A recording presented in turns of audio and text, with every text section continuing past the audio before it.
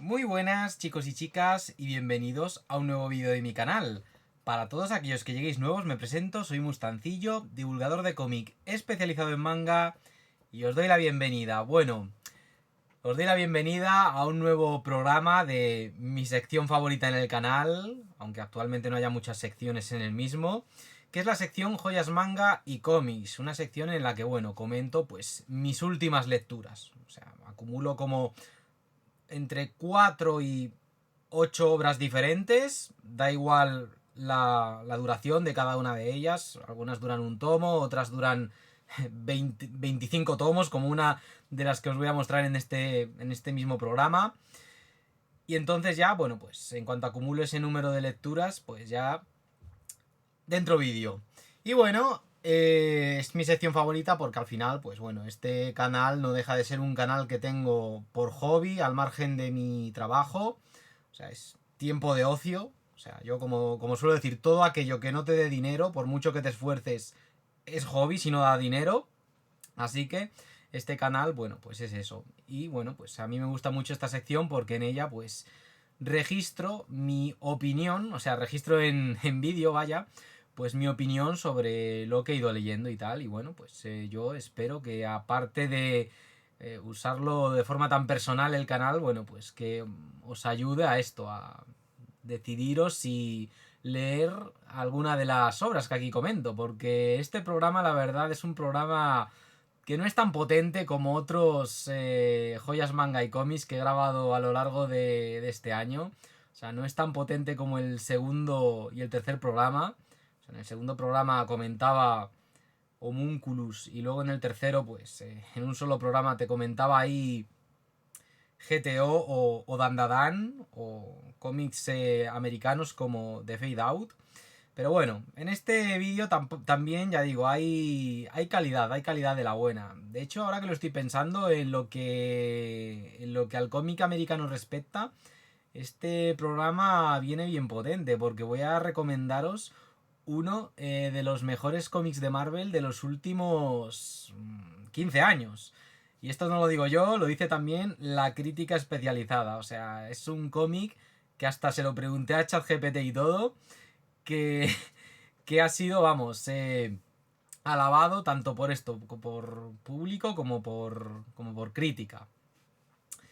Y bueno, también voy a recomendaros una obra del dúo Brubaker y Phillips, vamos, los autores de la mencionada The Fade Out, la cual, como ya he dicho, pues comenté en el tercer programa de Joyas Manga y Cómics.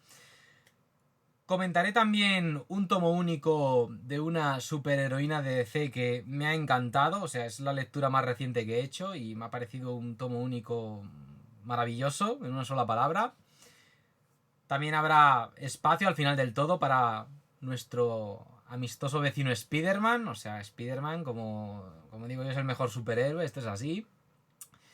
Y luego, bueno, pues en lo que a manga respecta, que es el principal motivo por el que me seguís, la mayoría de los que estáis suscritos a este canal, aunque muchos de vosotros sois como yo, unos viciosos que le dais a todo, no solo a cómic japonés, sino también a cómic americano, europeo o de donde sea.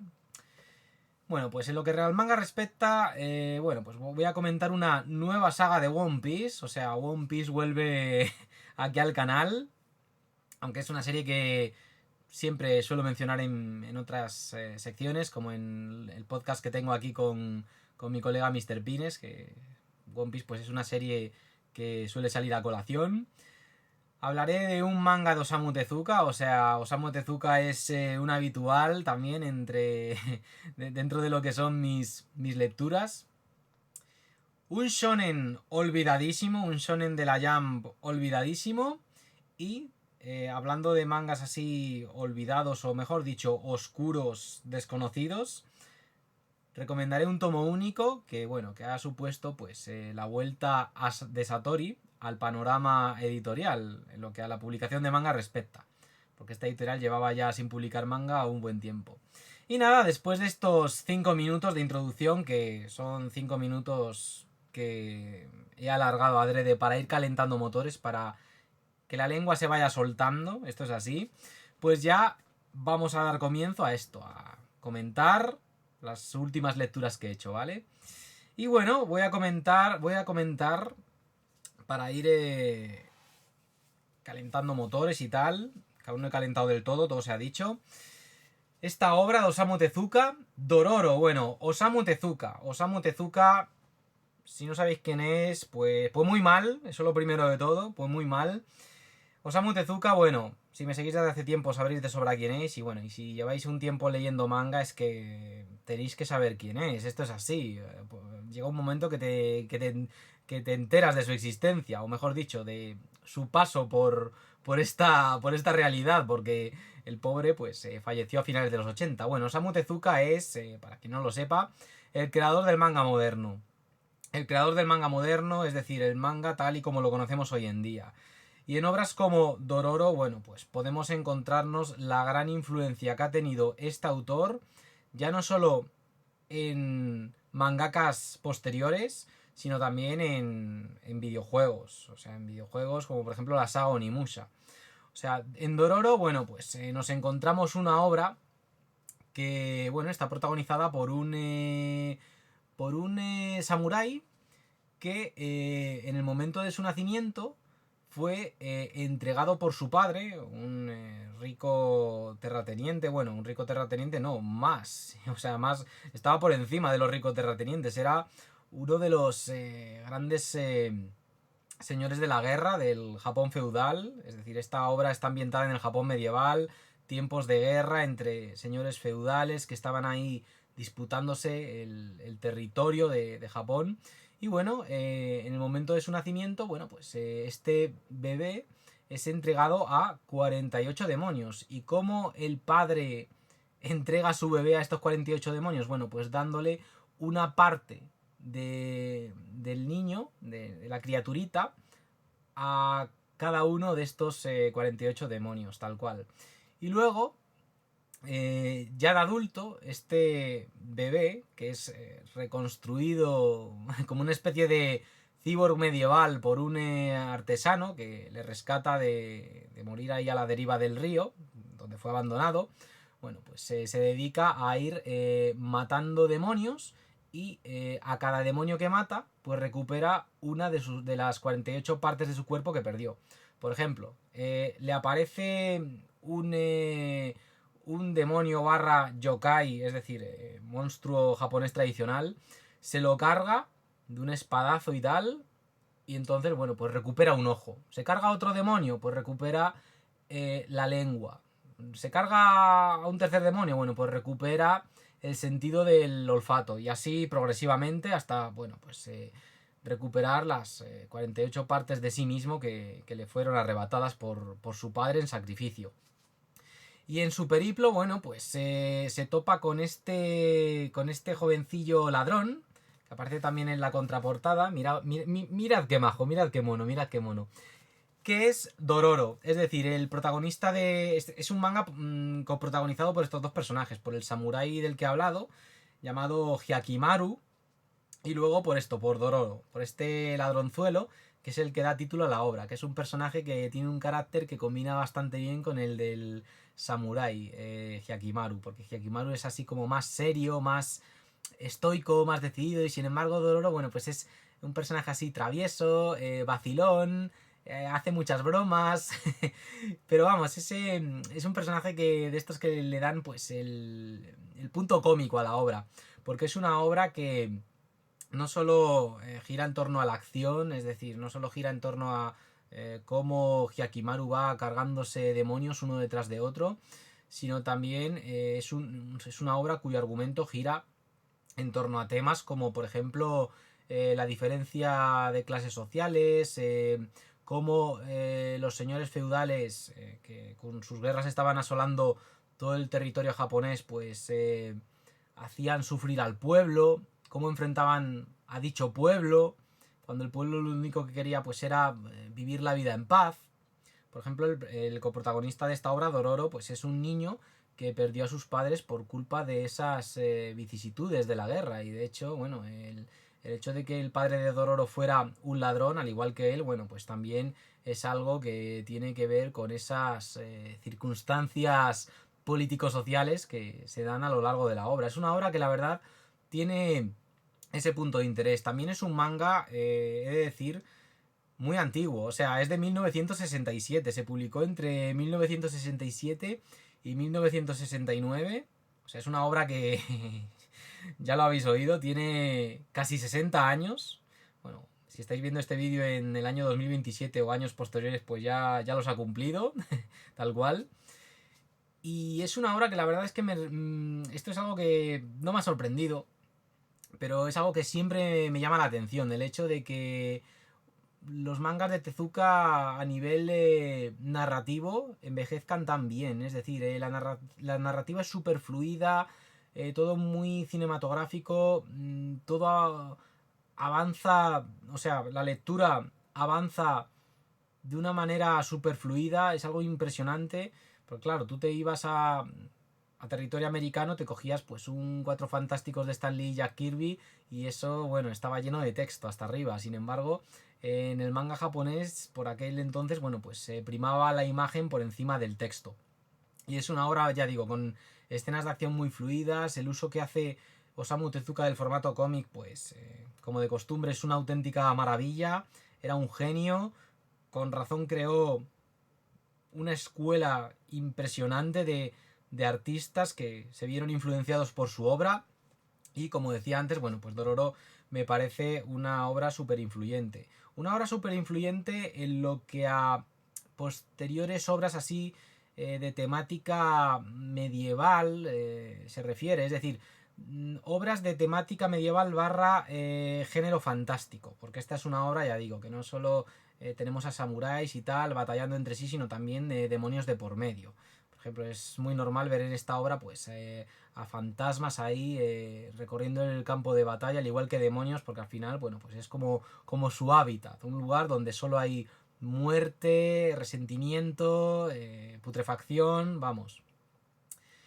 Y ya digo, si sois fanáticos de los yokai o de obras como Kitaro de Shigeru Mizuki, otro gran clásico, pues este manga yo os lo recomiendo con los ojos cerrados. De hecho, esta obra, ya que menciona a Mizuki, la hizo Osamu Tezuka motivado por el éxito que estaba teniendo pues el bueno de Mizuki con su manga Kitaro y decidió bueno pues hacer una obra de corte más épico, más seria, con más acción que bueno que Kitaro de Mizuki, porque Kitaro de Mizuki al final era una obra más de humor que de otra cosa.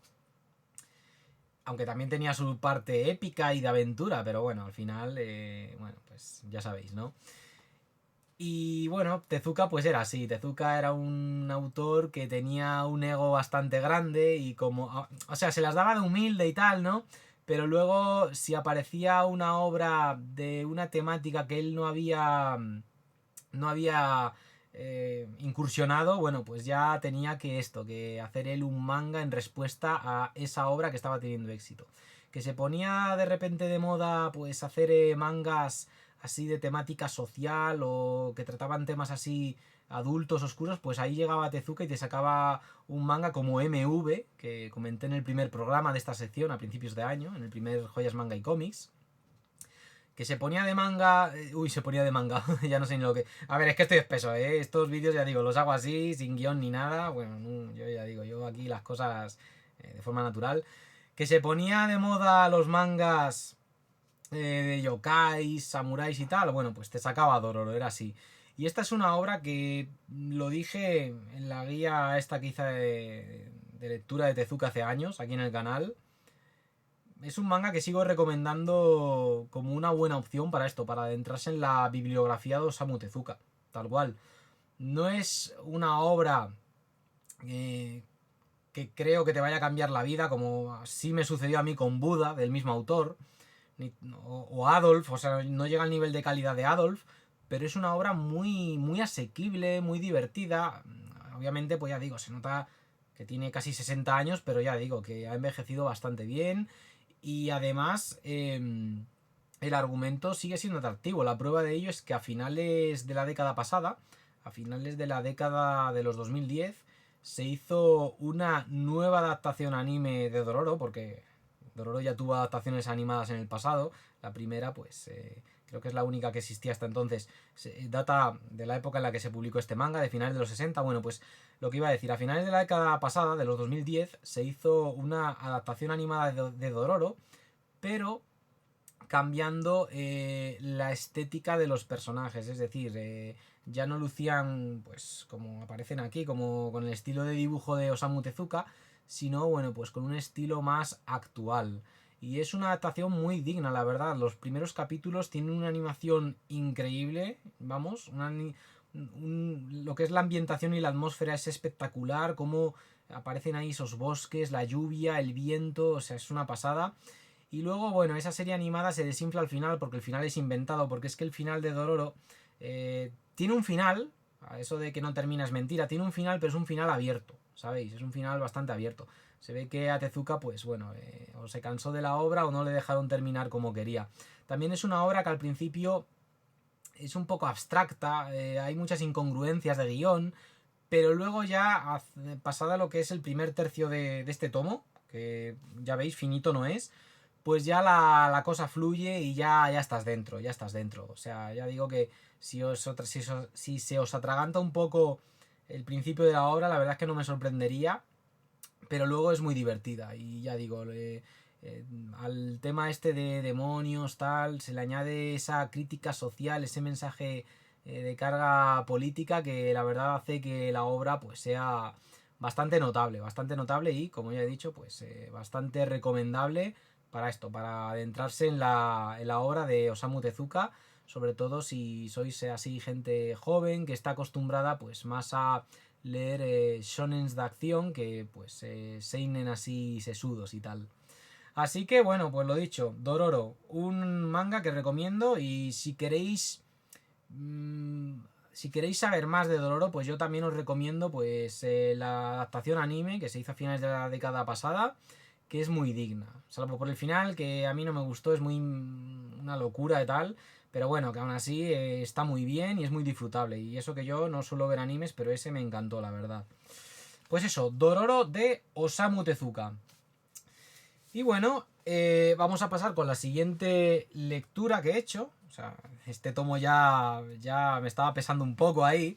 Y ahora voy a coger un tomo mucho más pequeñito. Y es que voy a recomendar el manga Nura, el señor de los yokai. O sea, aquí yo creo que ya habéis visto una relación entre ambas. Y es que las dos series, bueno, pues son series en las que aparecen demonios, yokais y demás seres sobrenaturales de Japón.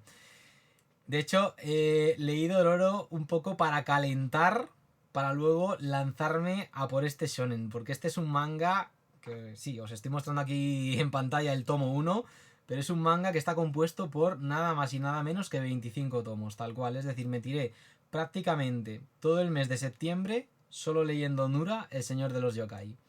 Y es que al final, bueno, por eso yo hago los vídeos de estos de joyas, manga y cómics cada 2 meses, porque si bien leo series de duración corta como Dororo u otras que vais a ver a lo largo de este programa, luego pues me pongo con uno de estos mangas que duran más de 10, 15 o 20 tomos, como es el caso, o como hice en verano con Capitán Tsubasa, que dura más de 30 tomos, casi 40 tomos, la edición original en Tankobon, y al final, bueno, pues me tiro ahí un mes entero con una única lectura, pero la verdad es que eso es señal de que es una lectura que me ha gustado.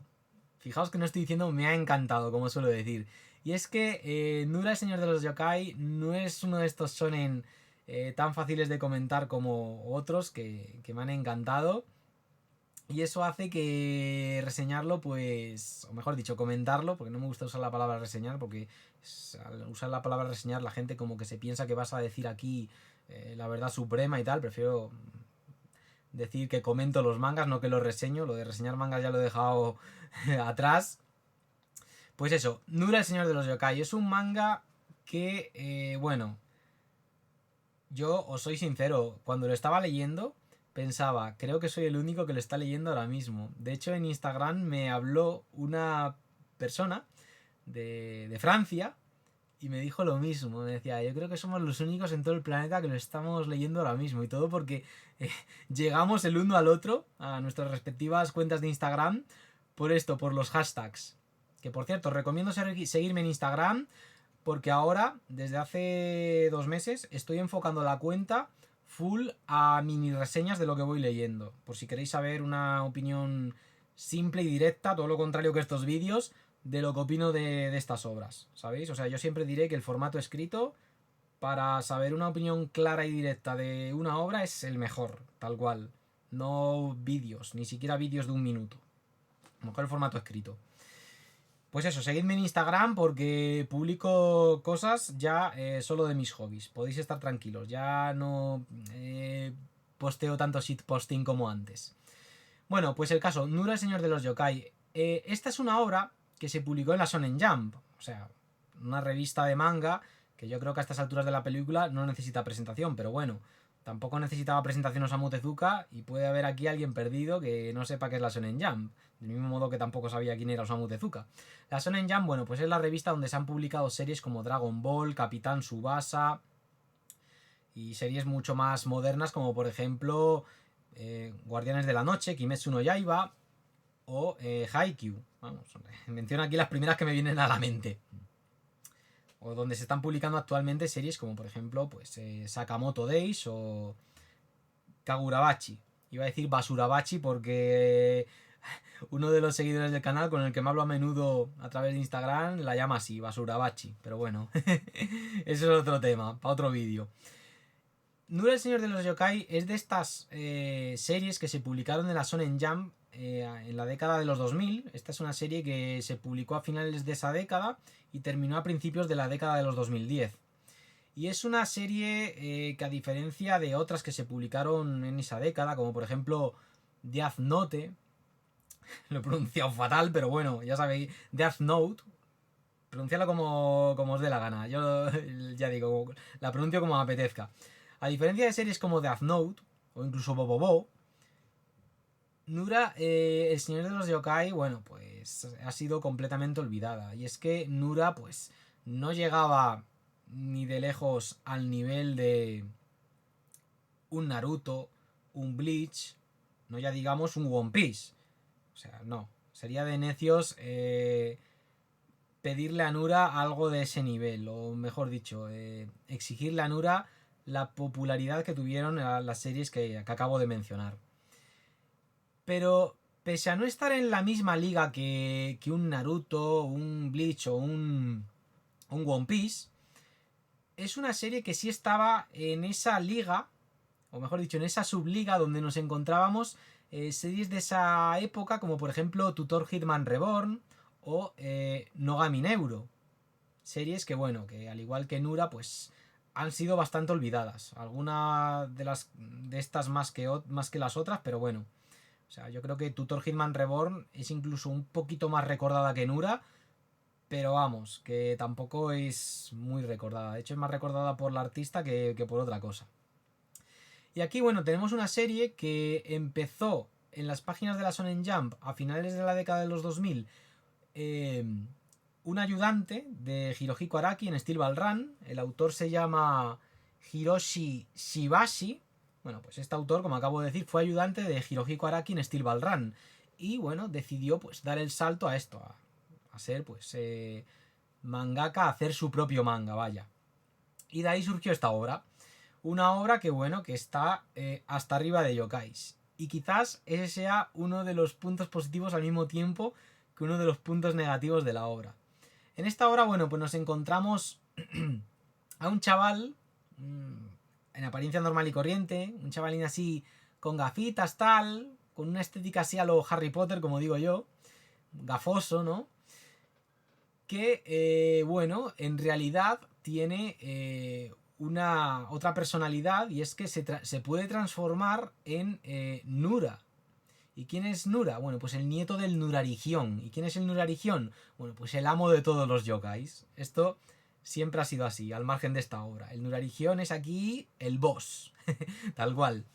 Y bueno, este chico, Rikuo Nura, pues se puede convertir en este yokai súper atractivo que es, pues al final, el Nurarigión, el nieto del Nurarigión. Tiene los mismos poderes. Lo que pasa es que aún, bueno, pues los tiene que pulir y tal. Ya sabéis, esto es un shonen, así que ya sabéis lo que va a pasar. que irá progresando, aumentando sus niveles de poder y a lo largo del manga pues irá desencadenando nuevas técnicas que le permitirán, bueno, pues vencer a enemigos más poderosos. Y es que Nura, el señor de los yokai, es eso, es un shonen de peleas, un shonen de peleas. Pero al principio no es así, al principio no es así.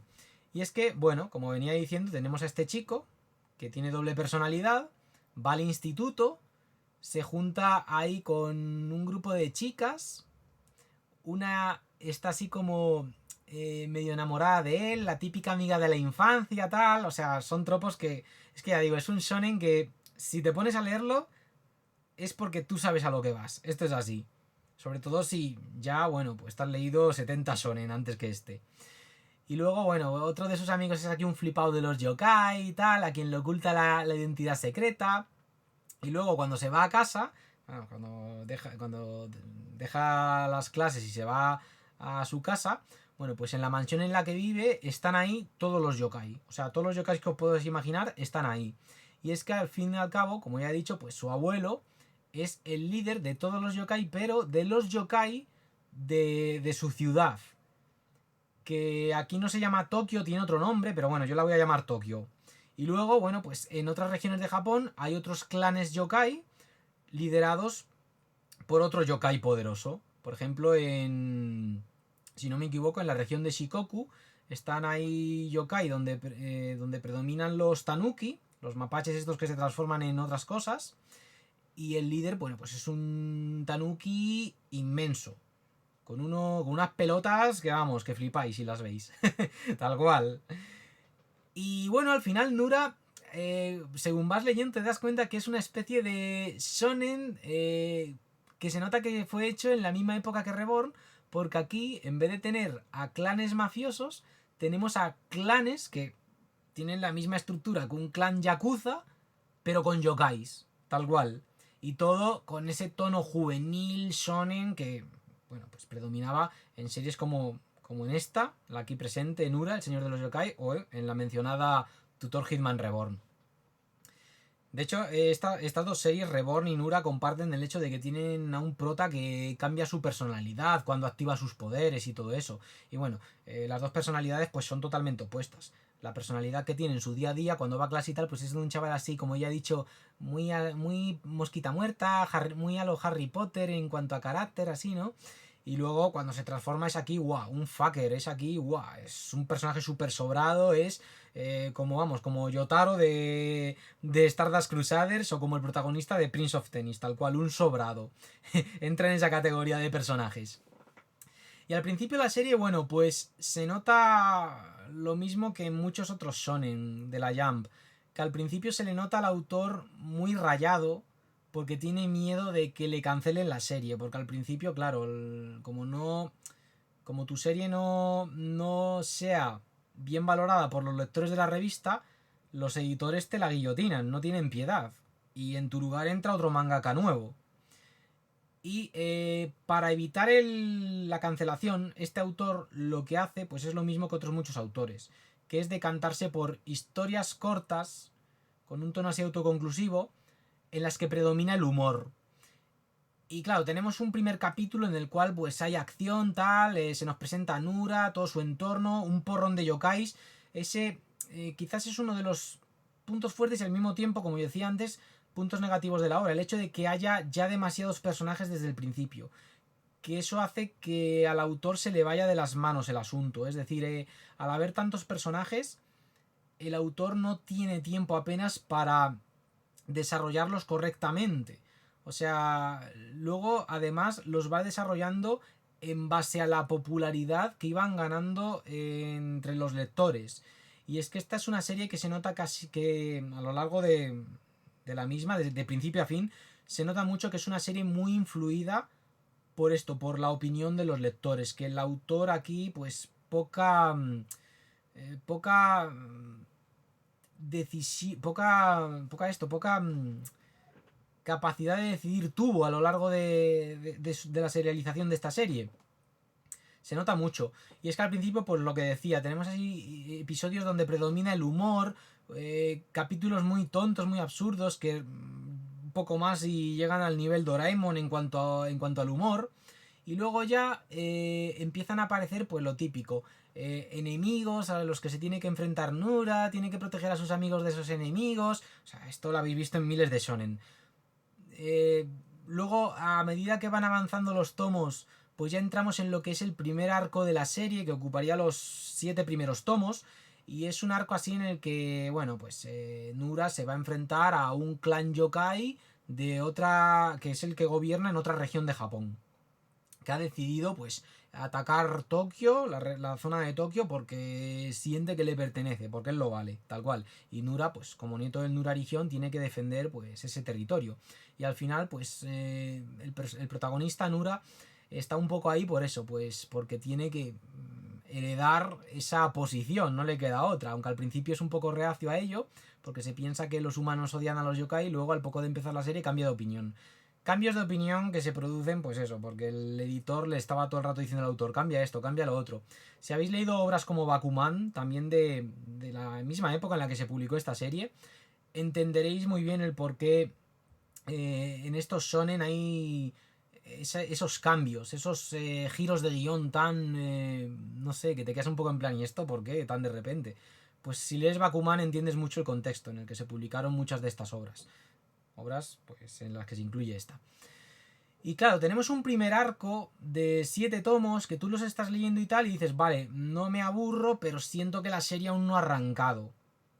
Y claro, yo estaba pensando, pues fíjate tú que le comentaba a One Pixero, que fue quien me la recomendó además, me decía, bueno, yo me la compré principalmente, él me la recomendó, él me decía que me pusiera ya con ella, porque me la compré hace años, porque todo a raíz de esto, de Kimetsu no Yaiba, que yo me había leído Kimetsu no Yaiba, me dejó muy buen sabor de boca y como me gusta mucho la temática yokai, el Japón tradicional y tal, aunque esta obra se ambiente en el Japón actual, también hay flashbacks en los cuales la acción dramática tiene lugar en el Japón medieval, bueno, pues yo dije, bueno, pues ya que me ha gustado mucho Kimetsu no Yaiba y me gusta todo el rollo yokai, pues me voy a hacer con Nura y ya la leeré. Y durante todo este tiempo, pues este chico, One Pixero, me insistía mucho en que me pusiera a leerla. Y él me decía, espérate, que el siguiente arco, el que viene después del primero, es el arco bueno, donde ya la serie despega y yo, me decía, yo confío en que te lo vas a gozar. Y yo, bueno, vale, pues voy a seguir.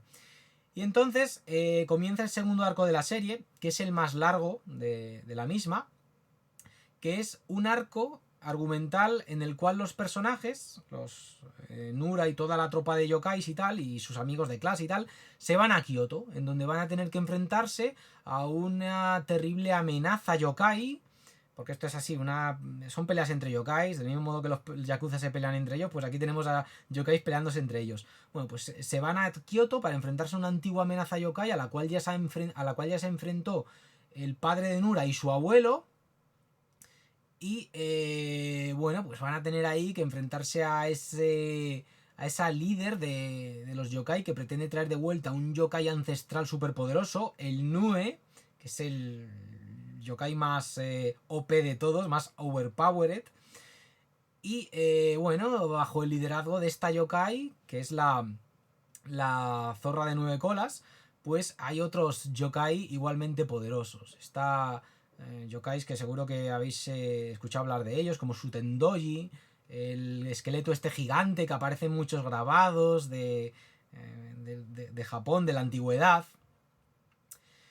Y es un arco argumental que al final pues te recuerda mucho. Es que ya lo digo, si has leído muchos shonen, pues es que este manga te va a estar recordando a muchos de ellos, los que te has leído. El segundo arco argumental es prácticamente lo mismo que el de Kenshin. Es decir, de hecho la estructura de la serie es parecida. Lo que pasa es que Kenshin como que tiene las cosas más claras desde el principio.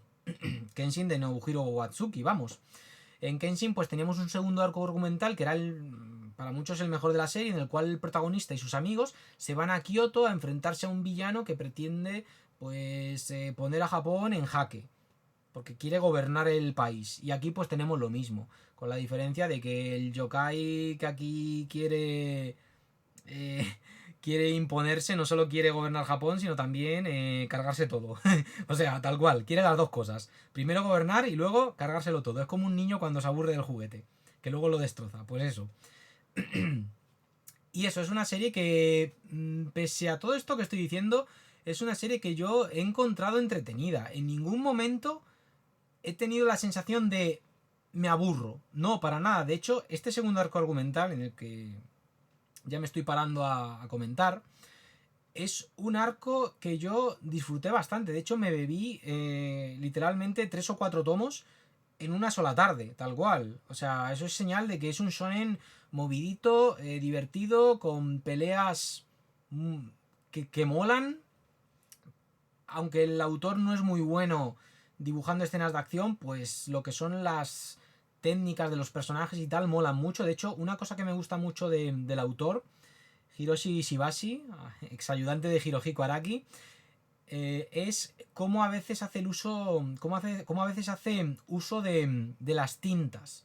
Te dibuja a los personajes ejecutando una técnica especial y hace un uso de las tintas que parece que estás viendo un grabado del Japón medieval, ¿sabéis? Un grabado de estos de los que extendías un rollo y te aparecía un dibujo ahí, hecho con tinta china, pues eso, me gusta mucho ese recurso que tiene el autor a la hora de esto, de ilustrar algunas escenas así impactantes, de Nura ahí haciendo uso de una nueva técnica y tal, porque al final, pues bueno, al igual que en otros tantos shonen, aquí pues entran de por medio técnicas especiales, por ejemplo en Hunter x Hunter teníamos el Nen, en Dragon Ball teníamos el Ki, y aquí tenemos pues el temor, que es el nombre que reciben esas energías que fluyen a través de los personajes y las cuales pues hacen que estos personajes tengan técnicas especiales. Y a mí me mola mucho pues cómo el autor dibuja así siempre al protagonista acompañado de un porrón de yokais. Lo que pasa es que ya digo, muchos de esos yokais terminas de leerte el manga y no te has familiarizado con ellos más allá de lo básico, de su apariencia, de algunos tics que tienen a la hora de comportarse, pero el desarrollo de personajes es muy malo, o sea, no es que sea malo, es que es prácticamente inexistente. O sea, el protagonista está al principio, al final de la obra, prácticamente igual que al principio en cuanto a carácter. Han cambiado cosas alrededor suya en cuanto a su estatus, en cuanto a su estatus social y tal, pero por lo demás, aparte de hacerse más poderoso, sigue siendo la misma persona. De hecho, hasta sus compañeros se lo dicen, tú, Nura, eres el mejor, no cambies nunca. Y yo, no, si no ha hecho falta. Y es una obra que además, uno de los motivos por los que no me aburrió en ningún momento, a pesar de que sí que notaba que se alargó mucho, y eso que se la cortaron al autor, de eso hablaré ahora, uno de los motivos por los que se nota que es una serie que me mantenía entretenido era por la narrativa del autor, porque el autor se nota que estuvo con Hirohiko Araki y ahí aprendió a servirse bien del formato cómic para ofrecer una historia que no aburriese al lector. La narrativa es muy buena. También se nota mucho la influencia de Hirohiko Araki en cómo este autor dibuja las nubes y tal. Se nota que en Steel Ball Run se encargaba él de dibujarlas. Luego, algunas onomatopeyas. También se nota mucho que esa influencia de su paso por JoJo's. Y luego incluso hay un capítulo de los primeros que tienen lugar en el arco de Kyoto, que son JoJo's total. O sea, hay un capítulo que es JoJo's total. Eh, el capítulo en el cual un personaje se mete dentro del Fushiminari y de repente se separa del grupo y le están atacando, no sabe qué está pasando. Bueno, pues eso es una premisa de enfrentamiento JoJo's Bizarre Adventure 100%. Y ya digo, el segundo arco, el de Kioto, me gustó mucho porque además me recordó mucho a Kioto, a esa ciudad en la que he estado 2 veces, en los 2 viajes que he hecho a Japón. Y están muy bien reflejados esos lugares, la verdad. Es una parte que me gustó mucho. También hay un flashback antes del comienzo de esta segunda saga que me gustó mucho, que está protagonizado por el abuelo de Nura en su juventud. Es ahí cuando ya despega la serie. Y luego el problema viene en el tercer arco. El tercer arco, que empieza cerca del tomo 20, es un arco que sientes como muy precipitado, muy alargado. Incluso tú como lector te da un poco de pereza ponerte a leer, pero ojo, una vez te pones a leer te diviertes, pero te da pereza ponerte, todo se ha dicho. Ese tercer arco se me hizo un poco pesado, y se me hizo pesado porque el autor tiene un problema, y es que es un autor que a cada saga o a cada pequeño arco dentro de cada saga tiene como la necesidad de crearte a un grupo de villanos. Grupo de villanos que luego no utiliza. Es decir, te aparece, por ejemplo, en el primer arco, sin ir más lejos, aparece un grupo de villanos y solo hacen cosas dos. O sea, solo se enfrentan a dos. De hecho, al segundo le dedican unos cuantos capítulos, pero luego al resto se los cargan de golpe. O sea, es como en Kimetsu no Yaiba, que te iban a presentar a las lunas inferiores y al final el villano de esa serie se los carga en un solo capítulo. Porque estaban pensando cosas malas de él, tal cual. Tal cual. Pues aquí este autor hace lo mismo todo el rato. Te presenta un grupo de villanos que dices, bueno, a ver cómo es el combate con cada uno de ellos. Pero luego la mitad de esos villanos no hacen nada, o bien uno hace mucho y el resto se los cargan en nada. No tienen ni su momento de gloria. Tal cual. Y esta tercera saga pues se siente un poco así atropellada. De hecho, me parece que tiene un argumento un poco absurdo. Un poco absurdo. Pienso que en esa saga me quedó claro que la doble personalidad del protagonista se desperdicia bastante. Es una cosa que a mí la verdad a lo largo de la serie no terminé de pillarle el punto al hecho de que el protagonista tuviera la doble personalidad. En el caso de Reborn, pues bueno, lo entiendo, porque es en el momento que se pone a combatir, su personalidad cambia. Pero aquí es que puede estar tranquilo bebiendo sake y estar convertido en el señor de los yokai, que ya digo, que es un sobrao, es un fucker, todas se arrodillan a sus pies, todas se quieren meter en su cama, tal cual. Pero bueno, es parte de su encanto. Y luego ya tenemos el cuarto arco argumental, la cuarta saga, que es la más corta de todas y es la saga final. Y es que a este autor le cancelaron el manga, o sea, le dijeron, mira, esta serie está siempre entre los puestos más bajos de la Shonen Jump, en las encuestas, en las votaciones de los lectores, así que te la vamos a cancelar. Y entonces el autor se nota que mete el turbo, empieza a cerrar todo lo mejor que puede y le cancelaron la serie, la Shonen Jump, pero le permitieron continuarla en otra revista de Shueisha, pero tampoco durante mucho tiempo más. Así que el final, pues bueno, se siente muy precipitado. Cosa que yo agradezco también, porque esta serie, si hubiera superado los 30 tomos, se me habría hecho ya un poco bastante cuesta arriba. Se me habría hecho bastante un poco cuesta arriba. Y el autor, bueno, pues lo que hace es cerrar todo de la mejor forma posible, dado ese límite de tiempo que le habían puesto. Es decir, no os esperéis aquí un final como el que tuvo Shaman King en su momento, que eso sí que fue un final súper, vamos, boom. O sea, le cortaron ahí, claca. Estoy un poco afónico, perdonad. Bueno, pues no os esperéis un final así, tan repentino, tan extremadamente abierto. Aquí, bueno, pues la serie termina, el autor ata todos los cabos que puede de la mejor manera posible e incluso nos ofrece, bueno, pues unas escenas finales que hacen que al lector le quede la sensación de ha terminado, es un shonen digno, esa es la opinión final que uno tiene.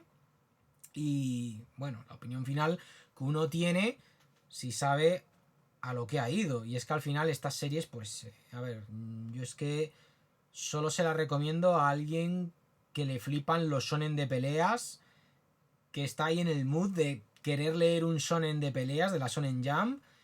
Y ya digo, no es una serie que llega al nivel de... O sea, es que sería de necios pensar eso, que llegue al nivel de Dragon Ball, Naruto o One Piece. O sea, ni de broma, ni de lejos. Pero para pasar el rato está bien. Y es que al final esta serie, pues es una serie entretenida para pasar el rato. Yo solo se la recomiendo a eso, a gente que le apetezca leer un shonen de peleas, que le molen los yokais y también el Japón tradicional. Si no, de verdad, probad con otra cosa, tal cual. Porque es que al final yo pienso que uno de los motivos por los que esta serie me entretuvo es por el tema de los yokais, porque soy un flipado de los yokais. Que si no, y también por eso, porque, como ya he comentado, pues porque me recordó mucho a mis viajes a Japón, sobre todo el arco de Kioto. Está el Fushimi Inari y otros lugares están muy bien reflejados en esta obra, están muy bien dibujados. Así que bueno, en definitiva, pues Nura me parece un shonen digno, un shonen de peleas digno, un neketsu digno, para pasar el rato y tal, olvidado, y al final, bueno, pues uno decide leerlo, o sea, este humilde servidor, me refiero a mí, obviamente, pues ha decidido leerlo porque, bueno, pues es un flipado de los mangas y le gusta, bueno, pues ver ahí obras ahí que quedaron en el olvido, que tuvieron su momento y tal. Y es que esta obra no tuvo tanto su momento en Japón, sino en España en el momento en el que se publicó, porque es que fue una licencia muy rara. Se empezó a publicar a principios de los 2010 aquí en España, la trajo Norma Editorial, y es que se empezó a publicar en un momento en el que el manga parecía que iba a desaparecer de España, porque estaban cada vez publicándose menos cosas. Era, bueno, cuando la crisis económica estaba pegando rematadamente fuerte aquí en mi país, en España. Y claro, de repente anunciaron esta licencia y tú te quedas así, anda, ¿y esto? Qué curioso. Y yo siempre tuve el recuerdo de esta serie como una serie que se publicó en esos años oscuros dentro de la publicación de manga en España. Y bueno, también, pues ese fue uno de los motivos por los que me decidí a comprarla. No solo porque quisiera tener algo ahí en la recámara parecido a Kimetsu no Yaiba o esto, por el tema yokai. De hecho, mira, si no habéis leído Kimetsu no Yaiba, pues id a por Kimetsu no Yaiba porque es una serie mucho mejor hecha que Nura. Es una serie que tiene las ideas más claras desde el principio. Todo encaja mejor y no tiene un final tan precipitado. Pero bueno, el final precipitado ya lo he dicho, no es por que el autor lo decidiese así, sino por causas externas. Y es que esta es una serie que, como decía al principio de este comentario, es una serie que fue bastante víctima de las circunstancias, de las votaciones de los lectores, de los niveles de popularidad que tenía pues cada uno de los personajes que iba introduciendo el autor. Que tal personaje de repente recibía 1000 y pico votos. Pues de repente el autor sacaba una serie de capítulos protagonizados por él, aunque ese personaje hubiera hecho entre poco y nada, salvo estar ahí de fondo, como otros tantísimos yokais. Así que, pues eso, un manga para pasar el rato que, sin embargo, es pues el que más tiempo ha ocupado dentro de mis lecturas de estos dos últimos 2 meses. Así que, pues eso, Nura el Señor de los Yokai, una serie que yo creo que en pleno 2025 soy la única persona que la ha comentado tanto en formato vídeo como en formato escrito, tal cual. Así que, pero bueno, ya en este programa, tranquilos que ya os hablaré ahora, dentro de nada, de un shonen mucho más popular que he mencionado. Y ahora, si me disculpáis, voy a pegar un trago, porque ya sabéis que yo estos vídeos los grabo así del tirón, de forma espontánea totalmente.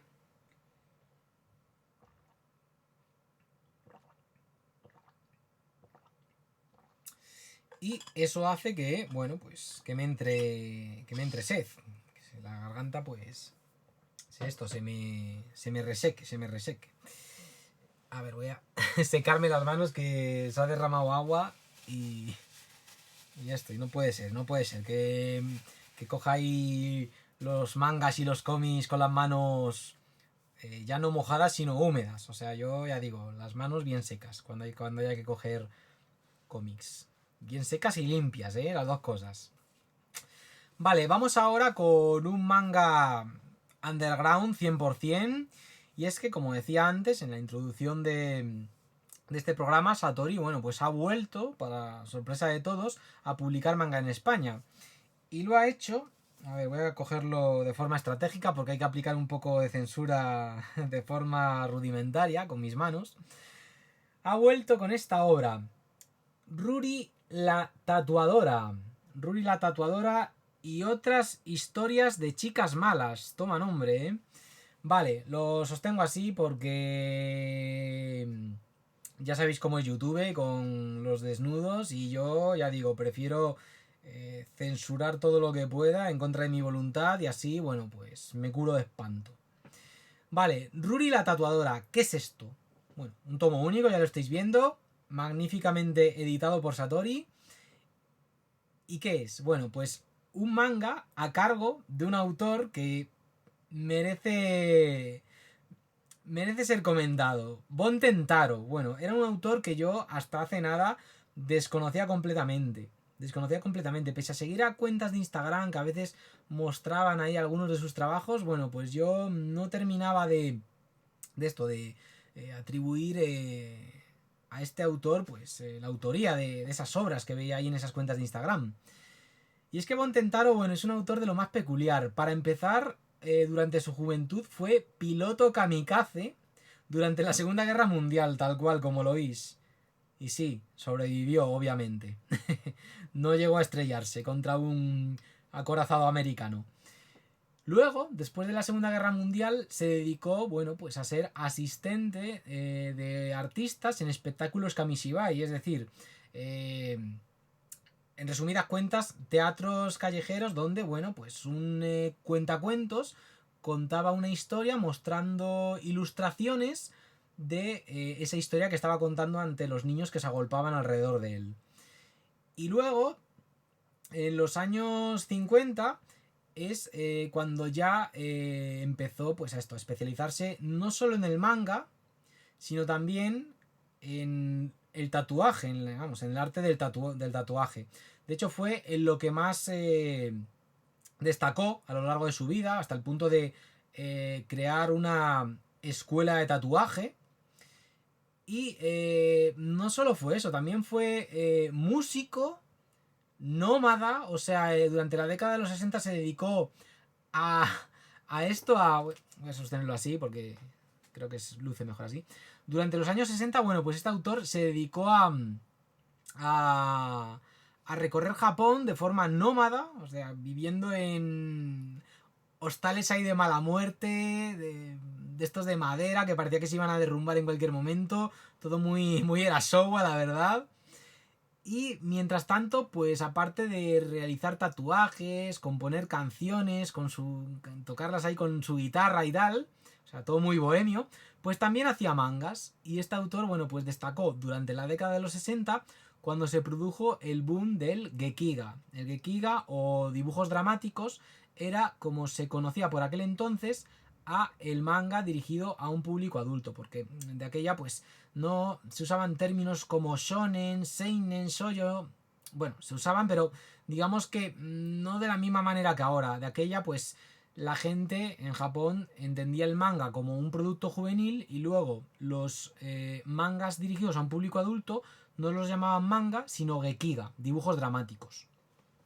Y este autor pues destacó haciendo muchos de esos dibujos dramáticos, es decir, los gekiga pues eran mangas así de temática social, con mucha carga de crítica social, a nivel político también, muy bestias, o sea, en ellos veíamos asesinatos, secuestros, violinizaciones, o sea, eran una burrada de mangas. Pero eran mangas que estaban hechos así un poco para esto, para provocar sensaciones extremas en los lectores. Y bueno, en el Gekiga pues nos encontramos autores de los cuales ya he hablado aquí en el canal, he reseñado sus obras, como por ejemplo Takao Saito, el autor de Golgo 13. Os invito a ver esa reseña donde también os hablo de esto del Gekiga. O Yoshihiro Tatsumi, que a quien podríamos considerar, junto con Takao Saito, pues uno de los impulsores de esto, del manga, del cómic japonés dirigido a un público adulto, Gekiga, como se conocía por aquel entonces. Y aquí, en este tomo, bueno, pues nos encontramos un recopilatorio de historias cortas autoconclusivas, independientes las unas de las otras, que hizo este autor durante ese periodo.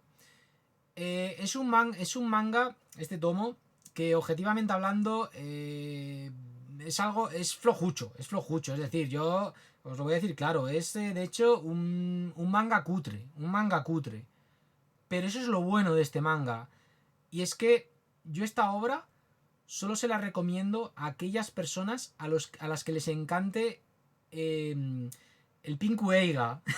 Igual no sabéis de lo que estoy hablando, pero dicho de otra forma, en cristiano, las películas de serie B, de acción y chicas malas y tal, y de yakuzas que se hacían en Japón durante la década de los 60 y principios de los 70.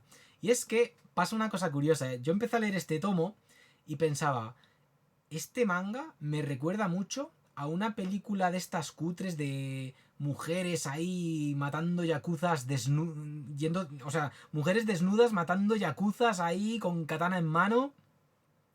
Vale, pues me recordaba mucho a esas películas, a las Pinku Eiga, películas así de acción, bajísimo presupuesto, muy cutres, pero con encanto, pero con mucho encanto, con unas escenas que te dejaban loquísimo, que no veías en el cine convencional ni de broma. menos en el de hoy en día. ¿Y qué pasa? Que una de esas películas titulada Sex and Fury de 1973, una de esas películas que influenciaron mucho a Quentin Tarantino a la hora de hacer Kill Bill, pues es una adaptación de una de las historias cortas incluidas en este tomo. Y yo pensando, vale, ahora lo entiendo. Y es que eh, varias historias de las que creó este mangaka fueron llevadas a esto, al cine. Y muchas Pinkueiga de ese periodo pues estaban inspiradas en los trabajos de ese autor. Y yo, vale, ahora entiendo todo. Y es que, como suelo decir, lo bueno de ser un aficionado ya no solo al manga, sino también al cine, hace que pues disfrutes de obras que no disfrutarías si no hubieras pues consumido esas películas previamente. Y a mí me pasó eso. Y por eso este es un manga que yo le recomiendo a gente que le guste mucho pues el cine de yakuzas, clásico, cutre, con bajo presupuesto, mejor dicho, suena mejor, ¿no? De esa época, de los años 60, 70, que le guste el Gekiga, y también a la gente a la que le guste lo que es el cómic underground. O sea, si sois fanáticos de esos cómics que traen aquí a España editoriales como La Cúpula, dadle a este manga que seguro que le vais a encontrar el punto. O por ejemplo a los mangas estos Gekiga que publica la editorial Gallo Negro aquí en España, pues lo mismo, pa' dentro. O sea, es un manga bastante peculiar. Además, el autor tiene un estilo así como que va variando. A veces no sabes si está dibujando él o algún asistente. A veces no sabes si algunas... Es que tiene la sensación de que algunas historias las hizo hasta borracho, porque como que el trazo de repente se vuelve errático, de repente se vuelve abocetado, y al final tú terminas de leerte este tomo y tienes la sensación de que has tenido una especie de pesadilla en la cual aparecían yakuzas, mujeres matando a esos yakuzas, gente tatuada que de repente tienen movida entre ellos y se matan porque la novia de uno de ellos estaba con otro. Bueno, o sea, una locura, es una locura. Luego es un tomo que también tiene historias así que viran hacia el género de terror, con psicópatas de por medio. Bueno, es... Ya digo, o sea, tú te lees este tomo y tienes la sensación, pues ya digo, de haber tenido una especie de pesadilla en la que aparecían todos estos elementos, tal cual. Y es un manga muy peculiar, muy peculiar. Yo no se lo recomiendo a todo el mundo. Y ya digo, es una obra que objetivamente hablando me parece la más floja de todo lo que ha publicado Satori. Tal cual. O sea, pero que aún así tiene su punto, tiene su encanto, y yo la he disfrutado. La he disfrutado, pues ya digo, como amante de lo trash. Como amante del cine trash japonés de los años 60-70. Así que, si os mola ese rollito, si os mola el cómic underground, id a por esto, porque aquí tenemos un cómic japonés, un manga underground en toda regla. Así que a ver si nos llegan más obras de este autor o de otros autores en los que esta editorial se adentró, como por ejemplo Kazuo Umez. O sea, Satori, yo, vamos, contentísimo de que haya vuelto a publicar manga aquí en España. Vale, ya me estaba cansando de sostener el tomo de esta manera. Madre mía, lo que tengo que hacer. Aunque bueno, prefiero esto a estar aplicando censura con esto, con un programa de edición. Eso sí que me parecía un rollazo. Y bueno, vamos a pasar de lo underground, del manga más underground que os puedo enseñar dentro de mi colección, a algo super mainstream. Y es que vamos a pasar a, bueno, lo más mainstream que os podáis imaginar.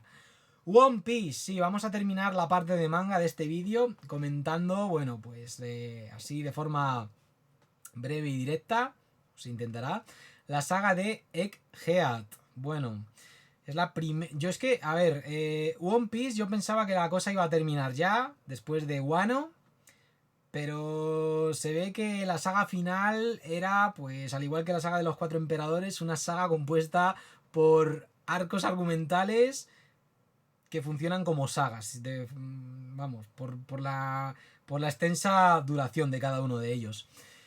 Y bueno, el arco de Egghead, bueno, pues es lo típico que nos podemos encontrar en un nuevo arco de One Piece. Los Mugiwara, los sombreros de paja, vamos, llegan a una nueva isla, en este caso la isla de Egghead o Isla del Futuro, la isla donde vive el Dr. Vegapunk. Aquí, vamos, Oda ya mencionó Vamos, ya en One Piece se había mencionado este nombre hace... en el tomo 40 y algo ya se había mencionado, incluso antes, yo que sé. Pero bueno, ya tardaba en aparecer. Y bueno, llegan a esa isla donde vive este doctor con apariencia de Albert Einstein, pero con un cerebro de proporciones absurdas, directamente absurdas, donde son recibidos por esto, por varios robots que cada uno representa pues una parte de la personalidad del doctor Vegapunk, tal cual. Es One Piece, es One Piece, todo puede pasar. Así que esto no sorprendería a nadie. A nadie que se haya leído One Piece hasta ese momento, claro. Esto se lo comentas a alguien que no ha leído nada de manga y te dirá, ¿tú qué te has fumado? Bueno, pues lo típico, llegan a la isla, de repente tienen un encontronazo, en este caso con el Zipper Paul Zero. Luego aparecen más villanos ahí, se lía parda, los sombreros de paja separados corriendo de un lado para otro, Luffy dándolo todo, tal. Pero es una saga que me ha gustado mucho porque es que es un auténtico no parar, o sea, es brutalísimo. En los 5 tomos que me he leído, es que pasan un porrón de cosas, pasan más cosas que en todo Wano, tal cual. Y eso que Wano duraba unos 12 tomos. Que también te os he dicho, me he leído, aparte de Egghead, los últimos tomos de la saga de Wano, que es donde Luffy se transforma ahí con el pelo blanco, tal, ¿no? Y como podéis ver, os estoy comentando esta saga un poco, o sea, sabéis de lo que os estoy hablando, en ese modo. En modo, sabéis de lo que os estoy hablando. Si no sabéis de qué os estoy hablando, id a mi primera reseña que hice de One Piece, que ahí ya, bueno, pues os enteréis de qué va One Piece. Aunque a estas alturas de la película es que, de verdad, quien no conozca One Piece es que acaba de llegar a la Tierra, porque es la serie de manga más popular del momento. O de la historia, man, que atrevería a decir. Nah, es broma. Está Dragon Ball, que si no... si no, estaría Mazinger. Bueno... El caso es que en esta saga de One Piece vemos pues una gran influencia por parte de esto de Ichiro Oda a la figura de Osamu Tezuka. O sea, es increíble cómo hay... O sea, solo hay que ver los trajes que llevan con esas botas grandes que son como las botas que llevaba Astro Boy. Luego hay un robot, una de las personalidades de Vegapunk, que es prácticamente un personaje salido de Astro Boy, de Osamu Tezuka. Eso me gustó mucho. Lo que no me gusta tanto es algunas cosas como, por ejemplo, es que, a ver, voy a ser crítico con One Piece, y es que siento que Oda está más centrado en contarte la historia y terminarla que en contártela bien. ¿Qué quiero decir con esto?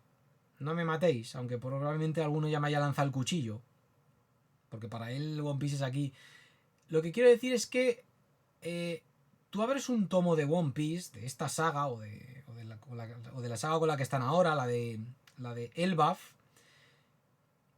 y la composición de viñetas es un caos. O sea, ves un montonazo de dibujos ahí cada vez más abocetados. A cada saga de One Piece el arte es cada vez más abocetado. Y luego como que Ichiro Oda tiene una narrativa cada vez peor y más confusa. O sea, y esto no fue siempre así. Porque, por ejemplo, en sagas como la de Arabasta, la de Skypiea o la de Water 7, el autor hacía muy buen uso del formato cómic. Te hacía ahí unas dobles páginas increíbles, como esa página en la cual vemos el castillo donde vivía Chopper, es increíble. O la doble página en la que Barba Negra le dice a Luffy que los sueños de los hombres nunca mueren. O sea, eran viñetas que se te quedaban grabadas a fuego. Sin embargo, aquí solo hay viñetas así para escenas de acción. Y luego hay páginas donde la narrativa es un poco confusa. Y luego, claro, tú te pones a leer y lees a toda velocidad y lo disfrutas, lo gozas. Pero te pones a observar esas páginas y ves todo como la composición de viñetas, tal, lo ves todo como muy atropellado, como muy... O sea, que el autor ha puesto la historia por encima de todo, del formato, del dibujo. Cada vez descuida más esos aspectos de la obra, cada vez descuida más el dibujo, cada vez es todo más abocetado. Las viñetas tanto da el tamaño de las viñetas, te ponga lo que te ponga, siempre usa a veces el mismo tamaño de viñetas, excepto para ataques ahí impresionantes, casi siempre usa el mismo tamaño de viñeta. Y te quedas en plan, Oda, es decir, si me dibujas, por ejemplo, voy a poner un ejemplo, así se me entiende mejor. Si me dibujas a Kid creando un toro mecánico gigante, hazme una viñeta grande en la que pueda apreciar cómo es ese toro. Pero no, te dibuja ahí una viñeta pequeñita, al toro ahí te lo dibuja bocetado, y luego si eso te hace una doble página en la cual sale Kid pegando un hostiazo a Big Man con ese toro, que no llegas a apreciar del todo. Y es como... Oda, que tú das pa' más. Y luego hay gente que me dice, no, es que está cansado. Es que está cansado.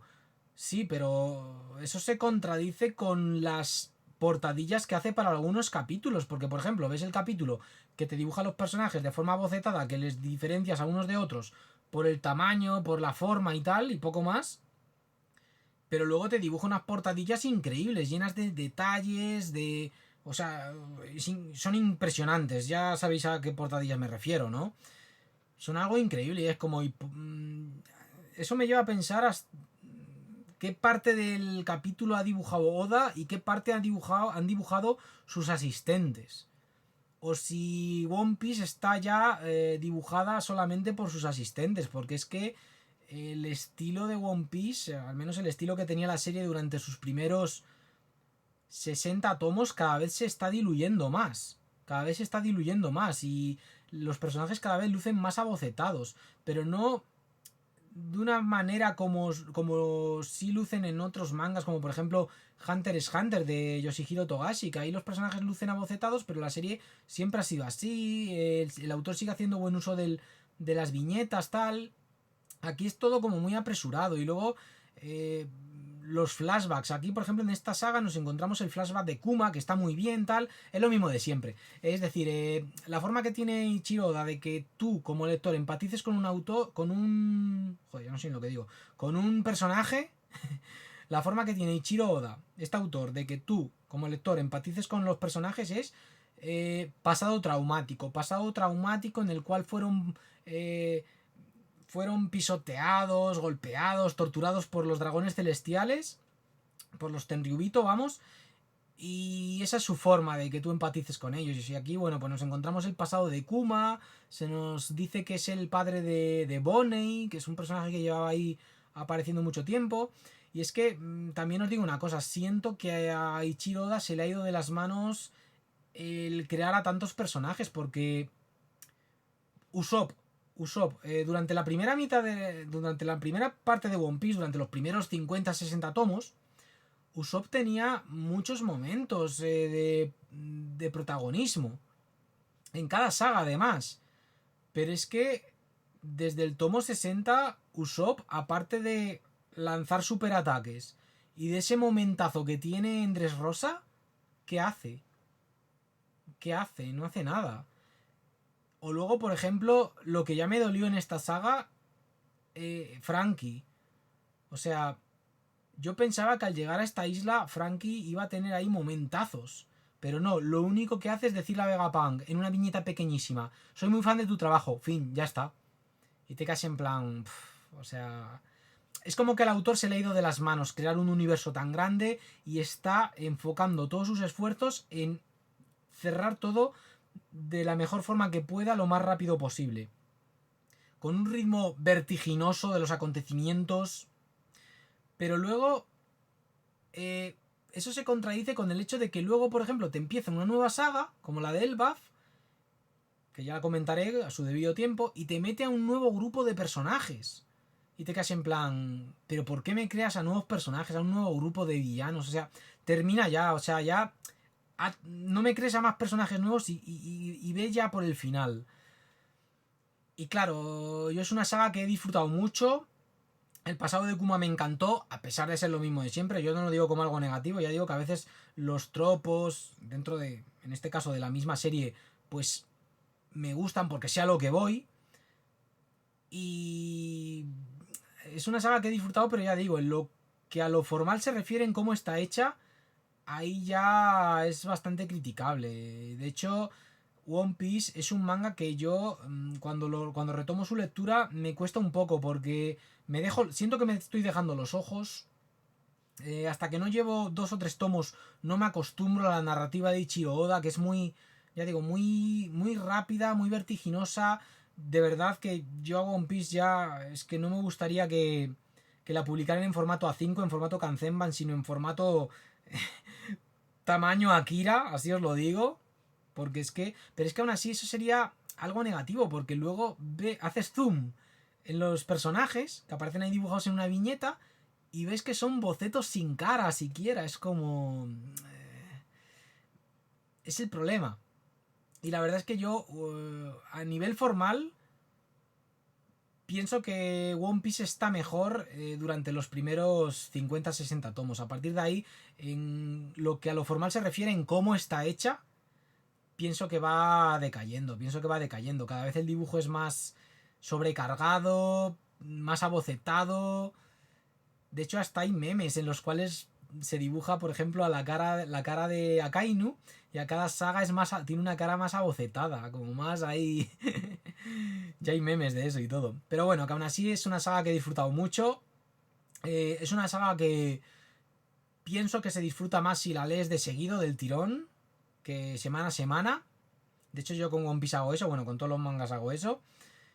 Y en el caso de One Piece me gusta mucho eso, reencontrarme con esto, con estos personajes que me llevan acompañando desde la adolescencia. Y también ese es otro motivo por el que One Piece ya quiero que termine, porque es una serie que ya... Es que la llevo siguiendo desde que iba al instituto, no exagero, desde hace más de 20 años, desde hace más de 20 años.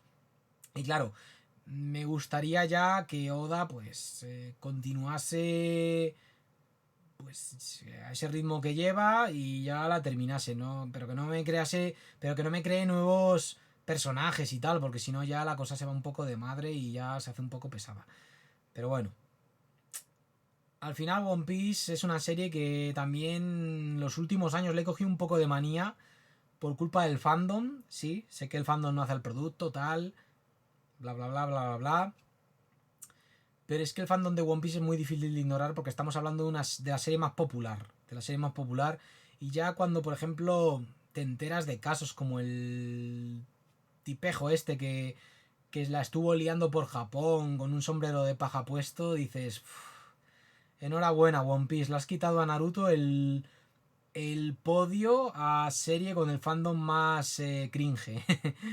Pero bueno, al final uno se pone a leer One Piece, al poco se olvida del fandom y al final pues la disfruta bastante,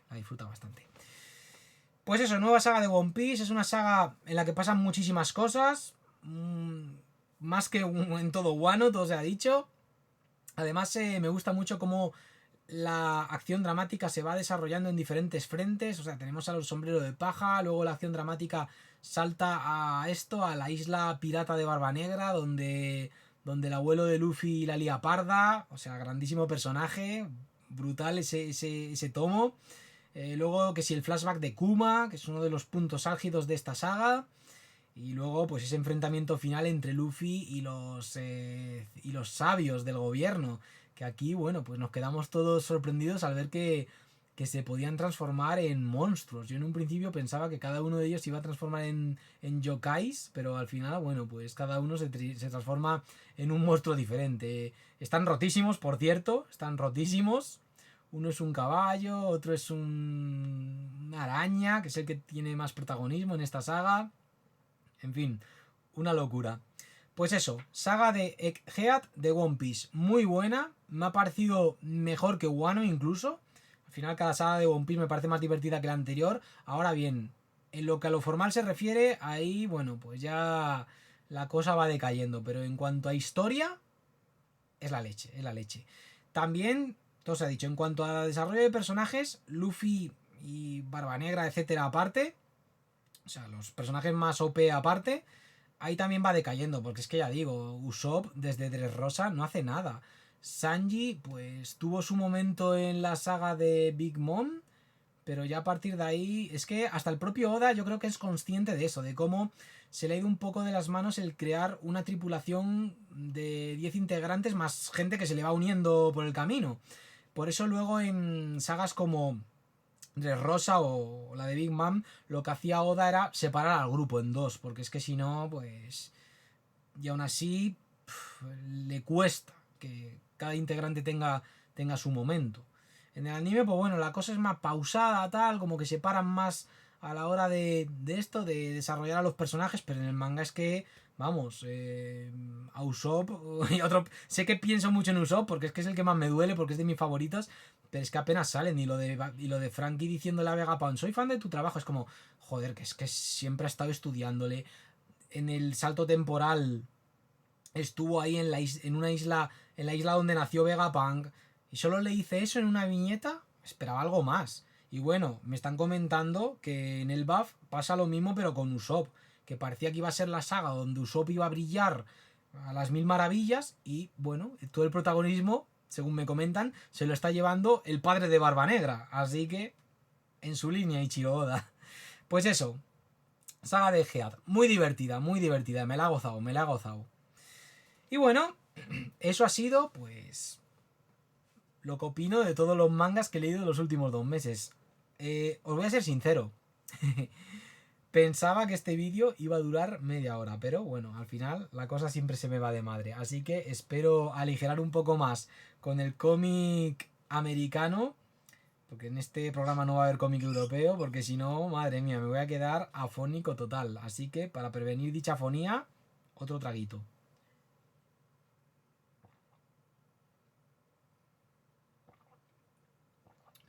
Estos tragos ya van a pasar a formar parte del lore del canal. Al igual que el hecho de que los vídeos, pues antes de entrar en el meollo del asunto, siempre van precedidos de un calentamiento para esto, para quitarme el empanamiento que tengo en la cabeza antes de ponerme a grabar. Bueno, voy poniendo aquí cosillas, que si no, esto es un descontrol.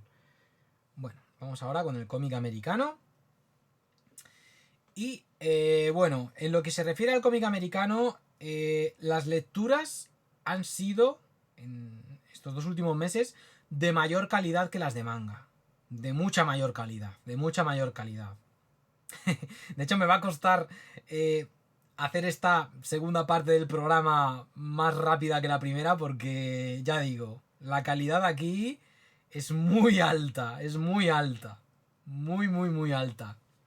Y es que, bueno, me he leído una etapa moderna de uno de los personajes más famosos de la cultura popular, y de Marvel en particular. Y me refiero a Hulk. Iba a decir el increíble Hulk, pero no. El inmortal Hulk. Y es que, bueno, me he leído esta etapa, titulada así, El inmortal Hulk, a cargo del guionista Al Ewing.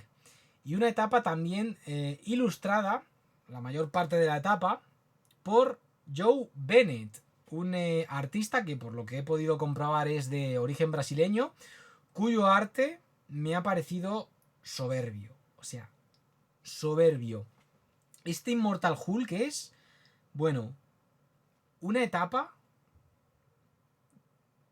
brutal. O sea, brutalísima.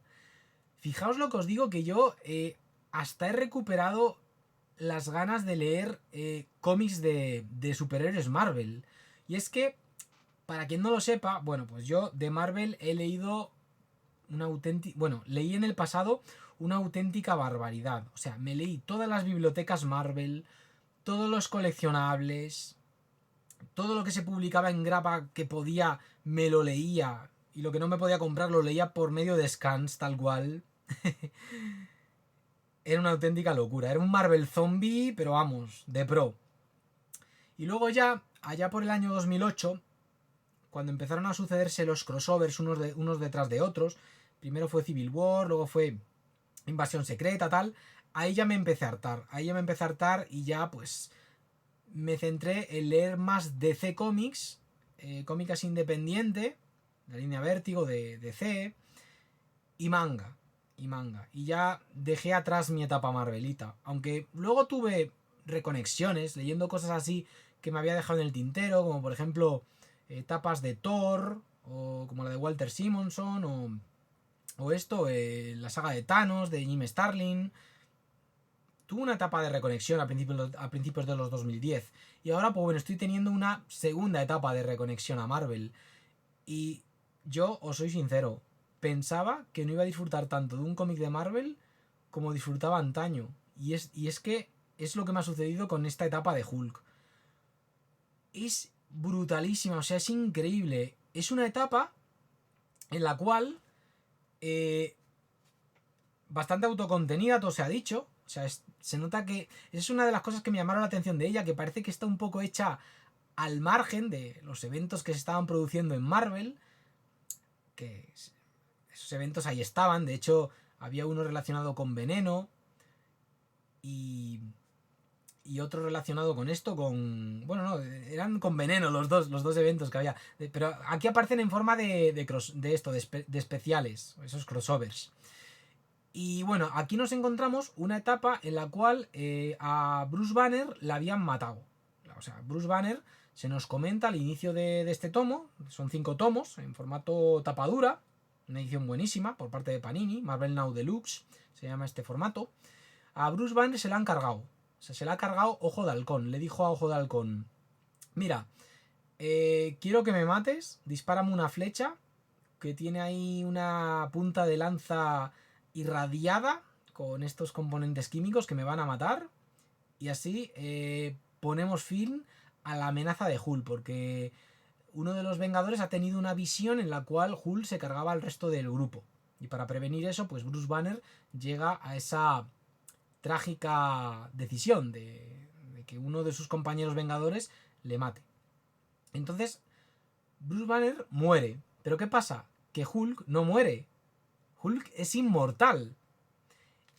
Y claro, lo interesante de esta etapa es que en ella se nos presenta a todos aquellos que han sido irradiados por la radiación gamma como gente que ha sido transformada por algo más. O sea, que la radiación gamma igual no es radiación, igual es algo mágico, pero nosotros, como humanos, pues le damos esa explicación, le llamamos radiación gamma. Y es que resulta que aquí, por ejemplo, cuando muere un personaje que ha sido irradiado por radiación gamma, como por ejemplo el mismísimo Bruce Banner, Betty Ross o Doc Samson, de repente ven una puerta verde, que es una puerta verde que se nos dice en esta etapa que fue abierta en el momento que explotó la bomba gamma que convirtió a Bruce Banner en Hulk. Y luego se ven en una especie de más allá, que no es el infierno, porque en el infierno es donde está Mephisto, no es el infierno. Se ven ellos mismos en una especie de limbo donde habita un ser todopoderoso, demoníaco, que no se sabe qué es. Y este ser les devuelve de vuelta al mundo de los vivos a través de esa puerta verde. Es como que los que han sido irradiados por la radiación gamma no pueden morir, y esa radiación gamma se ve que procede de ese mundo. Dicho de otro modo, en el momento que explotó la bomba gamma que transformó a Bruce Banner en Hulk, en ese mismo instante se abrió una puerta a otro mundo, una puerta verde a través de la cual pues entró esa energía radioactiva, esa energía verde que, bueno, pues transforma a Bruce Banner y a otros personajes, como los mencionados Doc Samson o Betty Ross, en criaturas superpoderosas, monstruosas. Y por eso estos personajes no pueden morir. Les matan, pero luego vuelven, tal cual. O sea, a Doc Samson en esta etapa le matan varias veces. A Hulk, lo mismo. De hecho, a Hulk, en un momento dado de esta etapa, le cortan en varias partes y luego Hulk lo que hace es unir esas partes a ver hasta dónde llega, tal cual. Esos recién adquiridos poderes de inmortalidad, que vamos. Y es que el Hulk de esta etapa es un Hulk que tiene una personalidad diferente a la del Hulk tonto, bestia, salvaje, que es el más famoso de todos ellos. Es un Hulk diabólico, un Hulk cuyo fin es destruir a la humanidad. O bueno, no destruirla, pero sí reducirla considerablemente, porque ha llegado a la conclusión de que el ser humano es un cáncer para el planeta, tal cual. Y por eso recibe el nombre de el Hulk diabólico. Y es un Hulk con el que en un primer momento nosotros los lectores conectamos, empatizamos. ¿Por qué? Porque le vemos en situaciones en las cuales este personaje hace justicia a su manera. Por ejemplo, en el primer capítulo de esta etapa vemos cómo mata a un tipejo que ha asesinado a una niña de 14 años durante un atraco. Pero aunque ese tipejo llevará a cabo ese atraco por necesidades mayores. Pero bueno, al final ese atraco se saldó con una víctima inocente. Y Hulk, ¿qué hace? Cargarse a ese tío, tal cual. Y nosotros, pues bueno, conectamos con Hulk por esas cosas que hace. A pesar de que sean soluciones bastante extremas, ¿no? Y tiene un carácter además así como socarrón, oscuro, pero no se cae bien. Y luego vemos como en esta etapa reaparecen otras personalidades de Bruce Banner que llevaban enterradas muchísimo tiempo dentro de la psique de este personaje. Como por ejemplo la personalidad de Joe Arréglalo, ese Hulk gris que estaba ahí en Las Vegas en la etapa de Peter David. Y es que esta es una etapa que yo pienso que no es necesario leer nada de Hulk previamente. Pero si habéis leído la etapa de Peter David, yo pienso que la disfrutaréis más. Yo pienso que la disfrutaréis más. Le sacaréis todo el jugo, tal cual.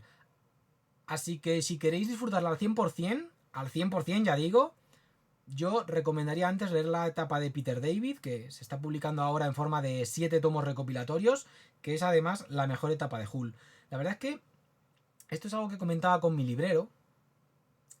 Y es que da bastante que pensar el hecho de que las mejores etapas de Hulk son aquellas en las que el Hulk más famoso de todos, es decir, el Hulk aplasta, Hulk es el más fuerte que hay, está ausente. O sea, en la etapa de Peter David teníamos al Joe Arréglalo, ese Hulk mafioso de Las Vegas, y luego al profesor, esa amalgama de personalidades que daban lugar en un Hulk inteligente, también un tanto socarrón, tal, pero no llegaba al punto de este Hulk diabólico que, bueno, pues es el que se lleva el protagonismo en esta etapa. Una etapa en la cual, bueno, pues reaparecen personajes que llevaban muchísimo tiempo sin aparecer, como por ejemplo ese alter ego de Betty Ross, la arpía, que era una transformación que tuvo en un cómic de Hulk de los años 70. Luego aparecen otros personajes que me encantan, como por ejemplo los Alpha Flight, Sasquatch, Puck, que aquí, bueno, reciben el nombre de... Bueno, renace este grupo bajo el nombre de Gamma Flight, a los cuales se les une el hombre absorbente y su esposa, bueno, su novia Titania. Incluso el pobre hombre absorbente se lleva un pequeño trauma al absorber la radiación gamma y verse transportado a ese umbral extraño donde procede toda esta energía.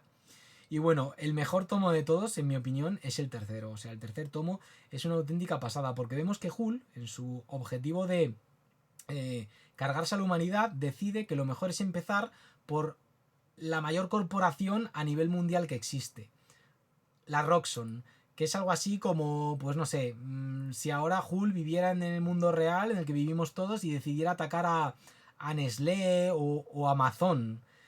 Y bueno, el presidente, el cabecilla de la corporación Roxxon es un minotauro antropomorfo, súper mamadísimo, súper fuertísimo, vamos, súper mazao, que es algo así como un político pasado de rosca, porque dice, en la guerra entre elfos y humanos, nuestra compañía, conmigo a la cabeza, nos pusimos de parte de los elfos y los humanos siguen comprando nuestros productos. Yo me he mostrado al mundo tal y como soy, como un minotauro de forma antropomórfica, como una criatura de aspecto demoníaco, y las acciones no han caído. Es decir, le da igual todo, porque sabe que la gente sigue consumiendo sus productos, sigue consumiendo, peor aún, sus narrativas a nivel social, que dice que es la mayor arma que puede tener. Y es una etapa brutal, con ese tercer tomo en el cual, bueno, pues se hace una crítica social buenísima, una crítica política increíble. se nos habla en ese tercer tomo de cómo somos manipulados por los algoritmos sin que nos demos cuenta, bueno, y no solo por los algoritmos, sino por todo aquello a lo que estamos expuestos de manera continuada. O sea, es una etapa brutalísima, la verdad. O sea, y como decía antes, el dibujo de Joe Bennett se ajusta a las mil maravillas a lo que nos narra Al Ewing. Luego hay capítulos en los cuales aparece otro dibujante, pero son capítulos especiales, o por ejemplo, el arte de Joe Bennett se alterna muy bien en determinados momentos con el de otros dibujantes. Por ejemplo, otros dibujantes dibujan escenas en las cuales el protagonismo recae en un personaje que está pues un poco al margen de Hulk y su grupo.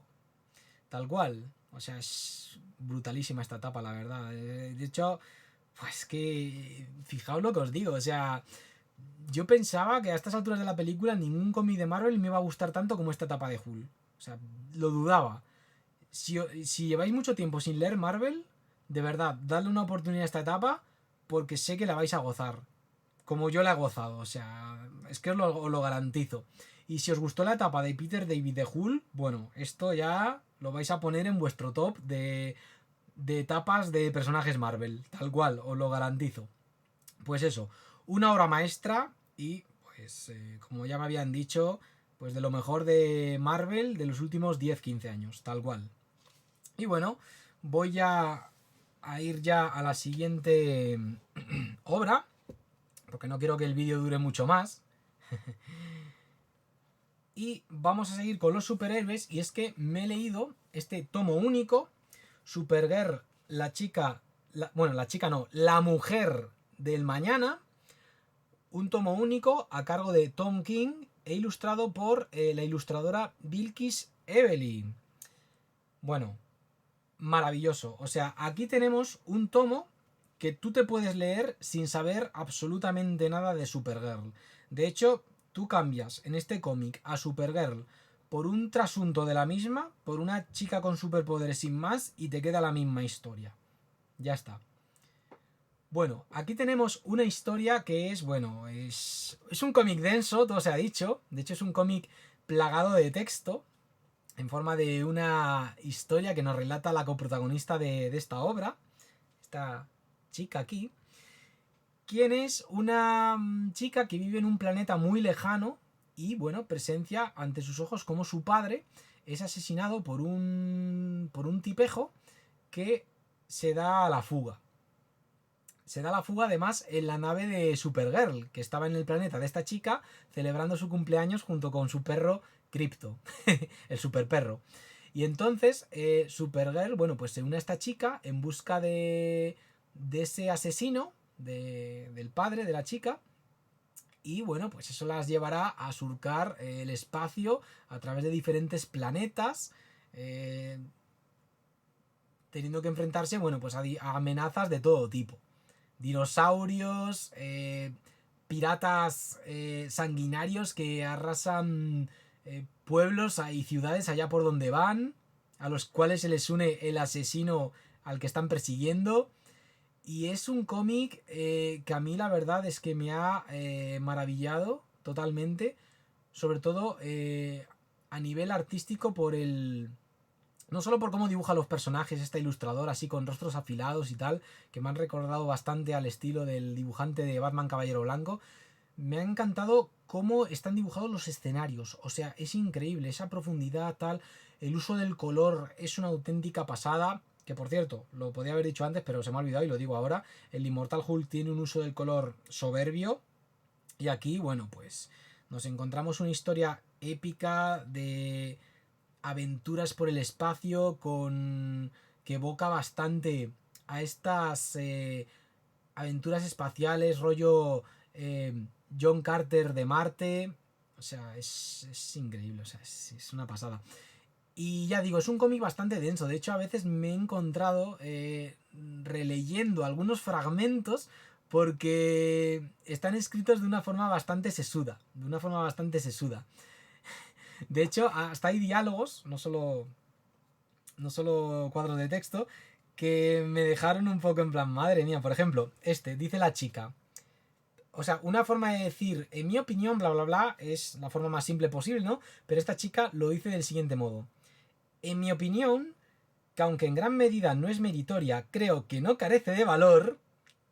Y a continuación da su opinión. O sea, maravilla. Bueno, es un tomo único muy disfrutable. Se tiene bien que merecido el premio Eisner, porque ganó el premio Eisner. Y no penséis que por ser un tomo fino se lee rápido, porque yo me ha llevado 3 horas y media leerlo. O sea, ofrece lectura para rato, porque tiene bastante texto. Pero ese texto está acompañado por unas ilustraciones increíbles. La verdad es que yo me sentía leyéndolo también como si estuviera leyendo una especie de novela gráfica ilustrada de una novela de estas, pues como la mencionada John Carter de Marte, pero con Supergirl ahí de por medio. Me ha gustado mucho y la verdad es que tengo ganas de leerme más obras de esta dupla, de este dúo de autores, porque, vamos, este Supergirl, la mujer del mañana, me ha dejado muy buen sabor de boca. La verdad es que entre el Inmortal Hulk y este tomo he recuperado bastante mi fe en el cómic de superhéroes actual. Y es que al final, bueno, lo que importa no es tanto los personajes, sino el equipo creativo que tiene detrás. Y lo dicho, no hace falta saber nada de Supergirl. De hecho, yo de Supergirl lo único que había leído era la etapa de Peter David, que la publicó Planeta en su día, en esos tomos de Universo DC. Y esta Supergirl creo que es una Supergirl diferente. Pero es que da igual. Tú con que sepas que es una tipa con superpoderes, ya vas sobrado de conocimientos. Así que nada, recomendadísima lectura. A ver si Panini lo reedita, porque este tomo DCC, según me comentan, se agotaba enseguida, casi siempre. Yo, bueno, tuve suerte de que lo tuviera mi librero, Andrés, de Atenea Comics. Y bueno, voy a dejar aquí el tomito. Y vamos a ir terminando con el americano, con un cómic hecho por un dúo de autores que son, vamos, un dúo todoterreno. Y en esta obra lo demuestran literalmente. Y es que he leído este cómic titulado Fatale, edición integral compuesta por 2 tomos, estos 2 tomos. Y bueno, es un cómic, bueno, oro. O sea, fijaos, ya se me está poniendo la piel de gallina y los pelos como escarpias. Ya está todo, ya mi cuerpo ha hablado por mí. Ya podemos terminar. Bueno, Fatale de Ed Brubaker y Sean Phillips.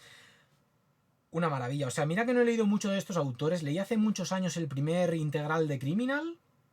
De Fade Out lo leí este año, que me pareció un cómic increíblemente bien hecho, pero muy denso también, te os ha dicho. Y este Fatale me ha gustado más que The Fade Out. Me ha gustado mucho más. Es un cómic en el cual todo parte de una idea de Ed Brubaker de hacer del tópico de la femme fatal, de la mujer fatal que aparecía en las películas clásicas de cine negro, un personaje real, un personaje realista, vaya. Y eso, esa intencionalidad por parte de Brubaker la mezcla con elementos muy pulp, como por ejemplo elementos Lovecraftianos, ocultismo, una auténtica pasada. Y esa mezcla de géneros pues deja claro lo que decía antes, que estos 2 autores demuestran ser unos autores todoterreno, porque lo mezclan todo y van ahí todo para adelante construyendo una historia que transcurre en diferentes épocas, en los años 30, en los años 90, en la época actual e incluso en la Edad Media, tal cual.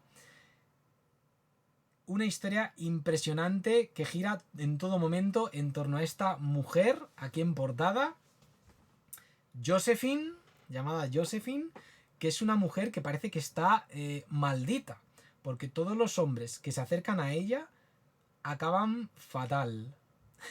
Fatale, o sea, el título ya lo dice todo. Y es como este personaje, la protagonista de este cómic, me recordó mucho en cierto modo a Tomie de Junji Ito, por esa atracción que generan los hombres, por cómo los hombres acaban fatal a la hora de relacionarse con ella, por cómo estos hombres, a pesar de saber que van a acabar mal, continúan lamiéndole a esta mujer literalmente los zapatos. O sea, es algo increíble. Y luego, bueno, pues lo dicho, si le añades al tema los mitos de Chulu y demás elementos Lovecraftianos, pues tienes una obra de misterio, de intriga que te mantiene totalmente enganchado hasta el final. De hecho, el segundo tomo, recuerdo estar leyendo 2 horas o 3 horas seguidas y perder la noción del tiempo. O sea, la narrativa es impresionante. El uso del color, lo mismo, increíble. Es una cosa que me encanta del cómic americano actual, cosas que me han demostrado obras como esta Fatale o las que acabo de comentar, Supergirl, La Mujer del Mañana o El Inmortal Hulk. El uso del color como recurso narrativo es una pasada, es brutal, de verdad. Y bueno, la narrativa es increíble. Si sois amantes del género noir y de la obra de Lovecraft, imprescindible. O sea, es que ni lo penséis, lo vais a gozar. Y de hecho yo la he disfrutado mucho más que The Fade Out, porque en The Fade Out es una obra que yo pienso que si la relees, la disfrutas más, porque aparecen muchos personajes de golpe. Ya sabéis que eso es algo que a mí no me gusta, que te presenten a muchos personajes de golpe. Pero aquí todo se va desarrollando poco a poco. Igual al principio es todo un poco confuso, que aparecen así pues muchos personajes en diferentes épocas y tal, pero de verdad que poco a poco todo va encajando. Ed Brubaker, como cuenta en el epílogo que incluye al final de esta obra, se tomó su tiempo en desarrollarla, no fue limitado por la editorial, no le dijeron haz una obra de tantos números, no, dijo voy a hacer una obra que dure lo que tenga que durar y ya está. Y el resultado, pues una obra maestra que además me ha dejado con ganas de leer más de estos dos autores. Así que en próximos Joyas Manga y Cómics, ya sabéis, os vais a encontrar más obras de estos dos autores que para mí, o sea, os lo digo claramente, son como Kazuo Koike y Goseki Kojima, los autores de El Lobo Solitario y su Cachorro o Hanzo, pero a la americana. O sea, autores que funcionan como un todo y te hacen unas obras que son, vamos, de 10, de 10. Pues eso, Fatale de Brubaker y Phillips. Increíble, increíble. O sea, El Inmortal Hulk, Fatale y Supergirl, lo mejor que he leído estos dos últimos meses, tal cual. Tal cual. Así os lo digo. Y bueno, ya vamos a terminar. Al final este vídeo va a durar lo mismo que los podcasts que hago con Mr. Pines, una hora y unos 45 minutos. Vamos a terminar, bueno, pues como he terminado los últimos programas, con un nuevo tomo, iba a decir un Omnigol, pero no, este es un tomo Marvel Héroes, que la única diferencia es la calidad del papel y los extras y tal, que en lo que a texto se refiere. Un nuevo Marvel Héroes de mi querido Spider-Man. Y bueno, aquí tenemos el tomo de la era del traje negro. Bueno, un momento en el cual Spider-Man pues fue revitalizado una vez más. Ya, y digo una vez más porque ya fue revitalizado en la etapa previa a este tomo, la etapa de Roger Stern y John Romita Jr. Y bueno, esta es la etapa que tiene lugar justo a continuación, después de la Secret Wars, donde Spider-Man, bueno, pues obtuvo en dicho crossover ese traje negro que, bueno, realmente era un simbionte alienígena que años después, pues terminó dando lugar al origen de Venom, de Veneno, vamos, el veneno. Y bueno, es una etapa a la cual le tengo mucho cariño porque, bueno, al igual que la anterior, pues yo ya la había leído de adolescente en su día, gracias al coleccionable semanal de Spider-Man, ese coleccionable de tapas rojas, que, bueno, pues nostalgia en estado puro. Yo estos cómics los disfruto mucho, más que nada por la nostalgia. Y aquí tenemos una etapa que es continuista de la anterior, más que nada por el tema del duende, porque aquí le seguimos teniendo como el villano principal al que tiene que enfrentarse Spider-Man. Y bueno, aparte de al duende, Spider-Man en esta etapa se enfrenta, además de al duende y a su propio, y a su propio traje, a otros villanos como por ejemplo la Rosa, que es un personaje que evoca bastante a el Señor del Crimen de la etapa de Steve Ditko, o al Puma. Y bueno, ya que acabo de mencionar a Steve Ditko, he de decir que otro aspecto destacable de esta etapa, guionizada por Tom DeFalco, quien había sido el editor de los títulos arácnidos hasta ese momento, vamos, en los últimos años, durante esta etapa, vamos, en los años 80, pues se le une el dibujante Ron Frenz, que es un dibujante que a mí me gusta bastante, porque me recuerda mucho a Steve Ditko. De hecho, esta es una etapa en la que este autor pues le rinde tributo ya no solo en el arte, en cómo dibuja los personajes y tal, en cómo dibuja a Peter Parker con ese rostro alargado tan Steve Ditko. O sea, solo le faltan las gafas que tenía Peter Parker en los primeros números para que Parker luciese igual que cuando lo dibujaba Steve Ditko. También me recuerda a esto, a Steve Ditko, por la composición de página, por cómo te dibuja ahí 9 viñetas por página, muy Steve Ditko eso. Y es un dibujante, Ron Frenz, que siempre rindió en sus obras, en todos sus trabajos, tributo a dibujantes clásicos. Por ejemplo, en la etapa que hizo en Thor, hizo lo mismo pero con Jack Kirby. Y aquí, bueno, pues nos encontramos una etapa con ecos a la... Nos encontramos una etapa, pues eso, con ecos a la etapa de Steve Ditko, que en su momento pues fue muy revolucionaria, porque en ella, bueno, pues nos encontrábamos, pues ya veis, a Spider-Man con el traje negro, que para mí es el mejor traje que ha tenido, me encanta su diseño minimalista, y luego, bueno, después de que Peter Parker descubra que ese traje es un simbionte alienígena y que lo deje ahí encerrado en el edificio Baxter de los Cuatro Fantásticos, durante poco tiempo, todo se ha dicho, pues luego vemos como Peter Parker alterna el traje de toda la vida, el traje rojo y azul, con un traje negro de la misma apariencia que el simbionte, pero hecho a mano.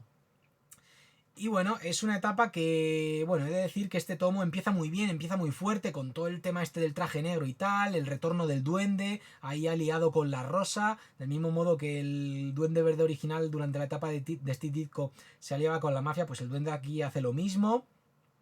Pero luego se desinfla un poco la etapa. Tenemos ahí pues los cruces de Spider-Man con las Secret Wars 2, que las Secret Wars 2 fue un crossover así de la época, de los primeros crossover de la editorial. Ahora pues hay crossover cada año, pero de aquella era algo bastante raro. Que a mí la verdad se me hizo un poco bola, incluso en esta relectura. Pero luego tenemos capítulos brutales, como por ejemplo el capítulo, bueno, los dos números, en los cuales Spider-Man se enfrenta al Señor del Fuego, un ex heraldo de Galactus. Y es que en los años 80, como decía en el Joyas Manga anterior, parece ser que se puso de moda el enfrentar a Spider-Man a enemigos totalmente OP, overpowered. En la etapa anterior, por ejemplo, teníamos a Spider-Man enfrentándose al Juggernaut o a Mr. Hyde, que eran enemigos que eran rivales más al nivel de Hulk o de Thor que de Spider-Man. Bueno, pues aquí tenemos a Spider-Man enfrentándose a un ex heraldo de Galactus como el Señor del Fuego, que es un enemigo que, vamos, a Spider-Man le superaba con creces, un enemigo a la altura de los Cuatro Fantásticos, ¿no? De Spider-Man. Pero vamos, que es una etapa que con todo yo le tengo mucho cariño, mucha nostalgia, y la verdad es que leyéndola poquito a poquito pues la he disfrutado del mismo modo que estoy haciendo ahora con el Marvel Heroes siguiente, el de la identidad del duende, en el cual, bueno, pues termina esta etapa de Tom DeFalco. Porque Tom DeFalco se tiró bastante tiempo en los 80, después de la marcha de Roger Stern, de la cabecera Amazing Spider-Man. Una marcha que, bueno, dejó bastantes cabos sueltos, siendo el principal de ellos, pues la identidad del duende. Pero bueno, de eso ya hablaré en el próximo Joyas Manga, o en próximos Joyas Manga y cómics, cuando toque comentar el desenlace de esta etapa de Tom DeFalco. Así que, pues eso. Nuevo Marvel Heroes comentado aquí en el canal. Y ya con esto, bueno, pues ya no queda nada más que decir. Ya he comentado pues las 8 obras que he leído estos 2 últimos meses. Como podéis ver, bueno, pues Nura, el señor de los yokai, es la que más tiempo ha ocupado. Me he tirado un mes entero prácticamente, casi todo el mes de septiembre, leyendo ese manga. Y es que al final es lo que comentaba con mi colega Mr. Pines. No sé si lo comenté en persona o lo comentamos también en el último podcast de Asita no Bro. Que en el momento que te pones, en el momento que entras a una serie manga de más de 20 tomos, mentalízate en que vas a estar todo un mes solo con eso, tal cual. Luego, bueno, pues te lees cosas como Dororo, Ruri la tatuadora o incluso el Inmortal Hulk, que son 5 tomos, pero te lo lees en una semana. Fatale, te lo lees en 3 días. O sea, Fatale me la leí en 3 días, tal cual. O el de Supergirl, la mujer del mañana, te lo puedes leer en un día, 3 horas y media. Ahí del tirón, bien ricas, te lo lees. Pero luego te pones con un shonen ahí o con un... O con un seinen, con una serie manga en general de más de 15, 20 tomos y reserva ahí como mínimo 15 días. Como mínimo.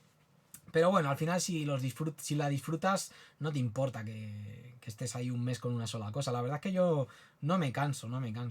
En el caso de Nura, pues bueno, me pasó un poco lo que comentaba, que me daba pereza ponerme a leer un nuevo tomo. Ya tenía la sensación de a ver si esto termina ya. Pero luego pues me pasa como One Piece, que me pongo a leerlo y digo, joder, qué gozada. Con One Piece me pasa eso, que tengo el pensamiento de que termine ya, pero luego estoy leyendo One Piece y digo, no quiero que termine. No sé si os pasa a vosotros, pero a mí sí, a mí me pasa eso con One Piece. Así que si os pasa lo mismo, pues mira, dejádmelo en la caja de comentarios. Así que nada, gente, bueno, pues llevamos ya 1 hora y unos 50 minutos de programa. Este programa la verdad es que estoy sorprendido, pensaba que iba a ser el más corto de todos, pero ha sido el más largo. Igual el siguiente dura ya 2 horas, o igual no, igual dura media hora. Eso es lo que pienso siempre antes de grabar, pero bueno, ya veis. Y ya, bueno, pues voy a ir terminando. Y ya, pues eso, nos vemos en próximos vídeos del canal, ¿vale? Nos vemos en próximos podcasts que tengo pensado hacer con mi colega Mr. Pines y también en próximos vídeos de joyas, manga y cómics, que esta es la sección que voy a mantener viva en la medida de lo posible. Porque es que si esta sección desaparece el canal, vamos, ya es la sección básica del canal, así que... Y eso, lo dicho, que si queréis saber más de lo que estoy leyendo y tal, o queréis ver imágenes, páginas, viñetas de lo que estoy leyendo, lo dicho, seguidme en Instagram, que de verdad, que ya desde hace unas semanas, desde hace 2 meses aproximadamente, ya no publico shitposting. Por shitposting me refiero a temas ajenos a lo que es el manga, cómic, videojuegos, etcétera, ¿vale? Así que nada, gente, nos vemos, ¿vale? Venga, cuidaos mucho. Un saludo y que os vaya muy bien. Adiós.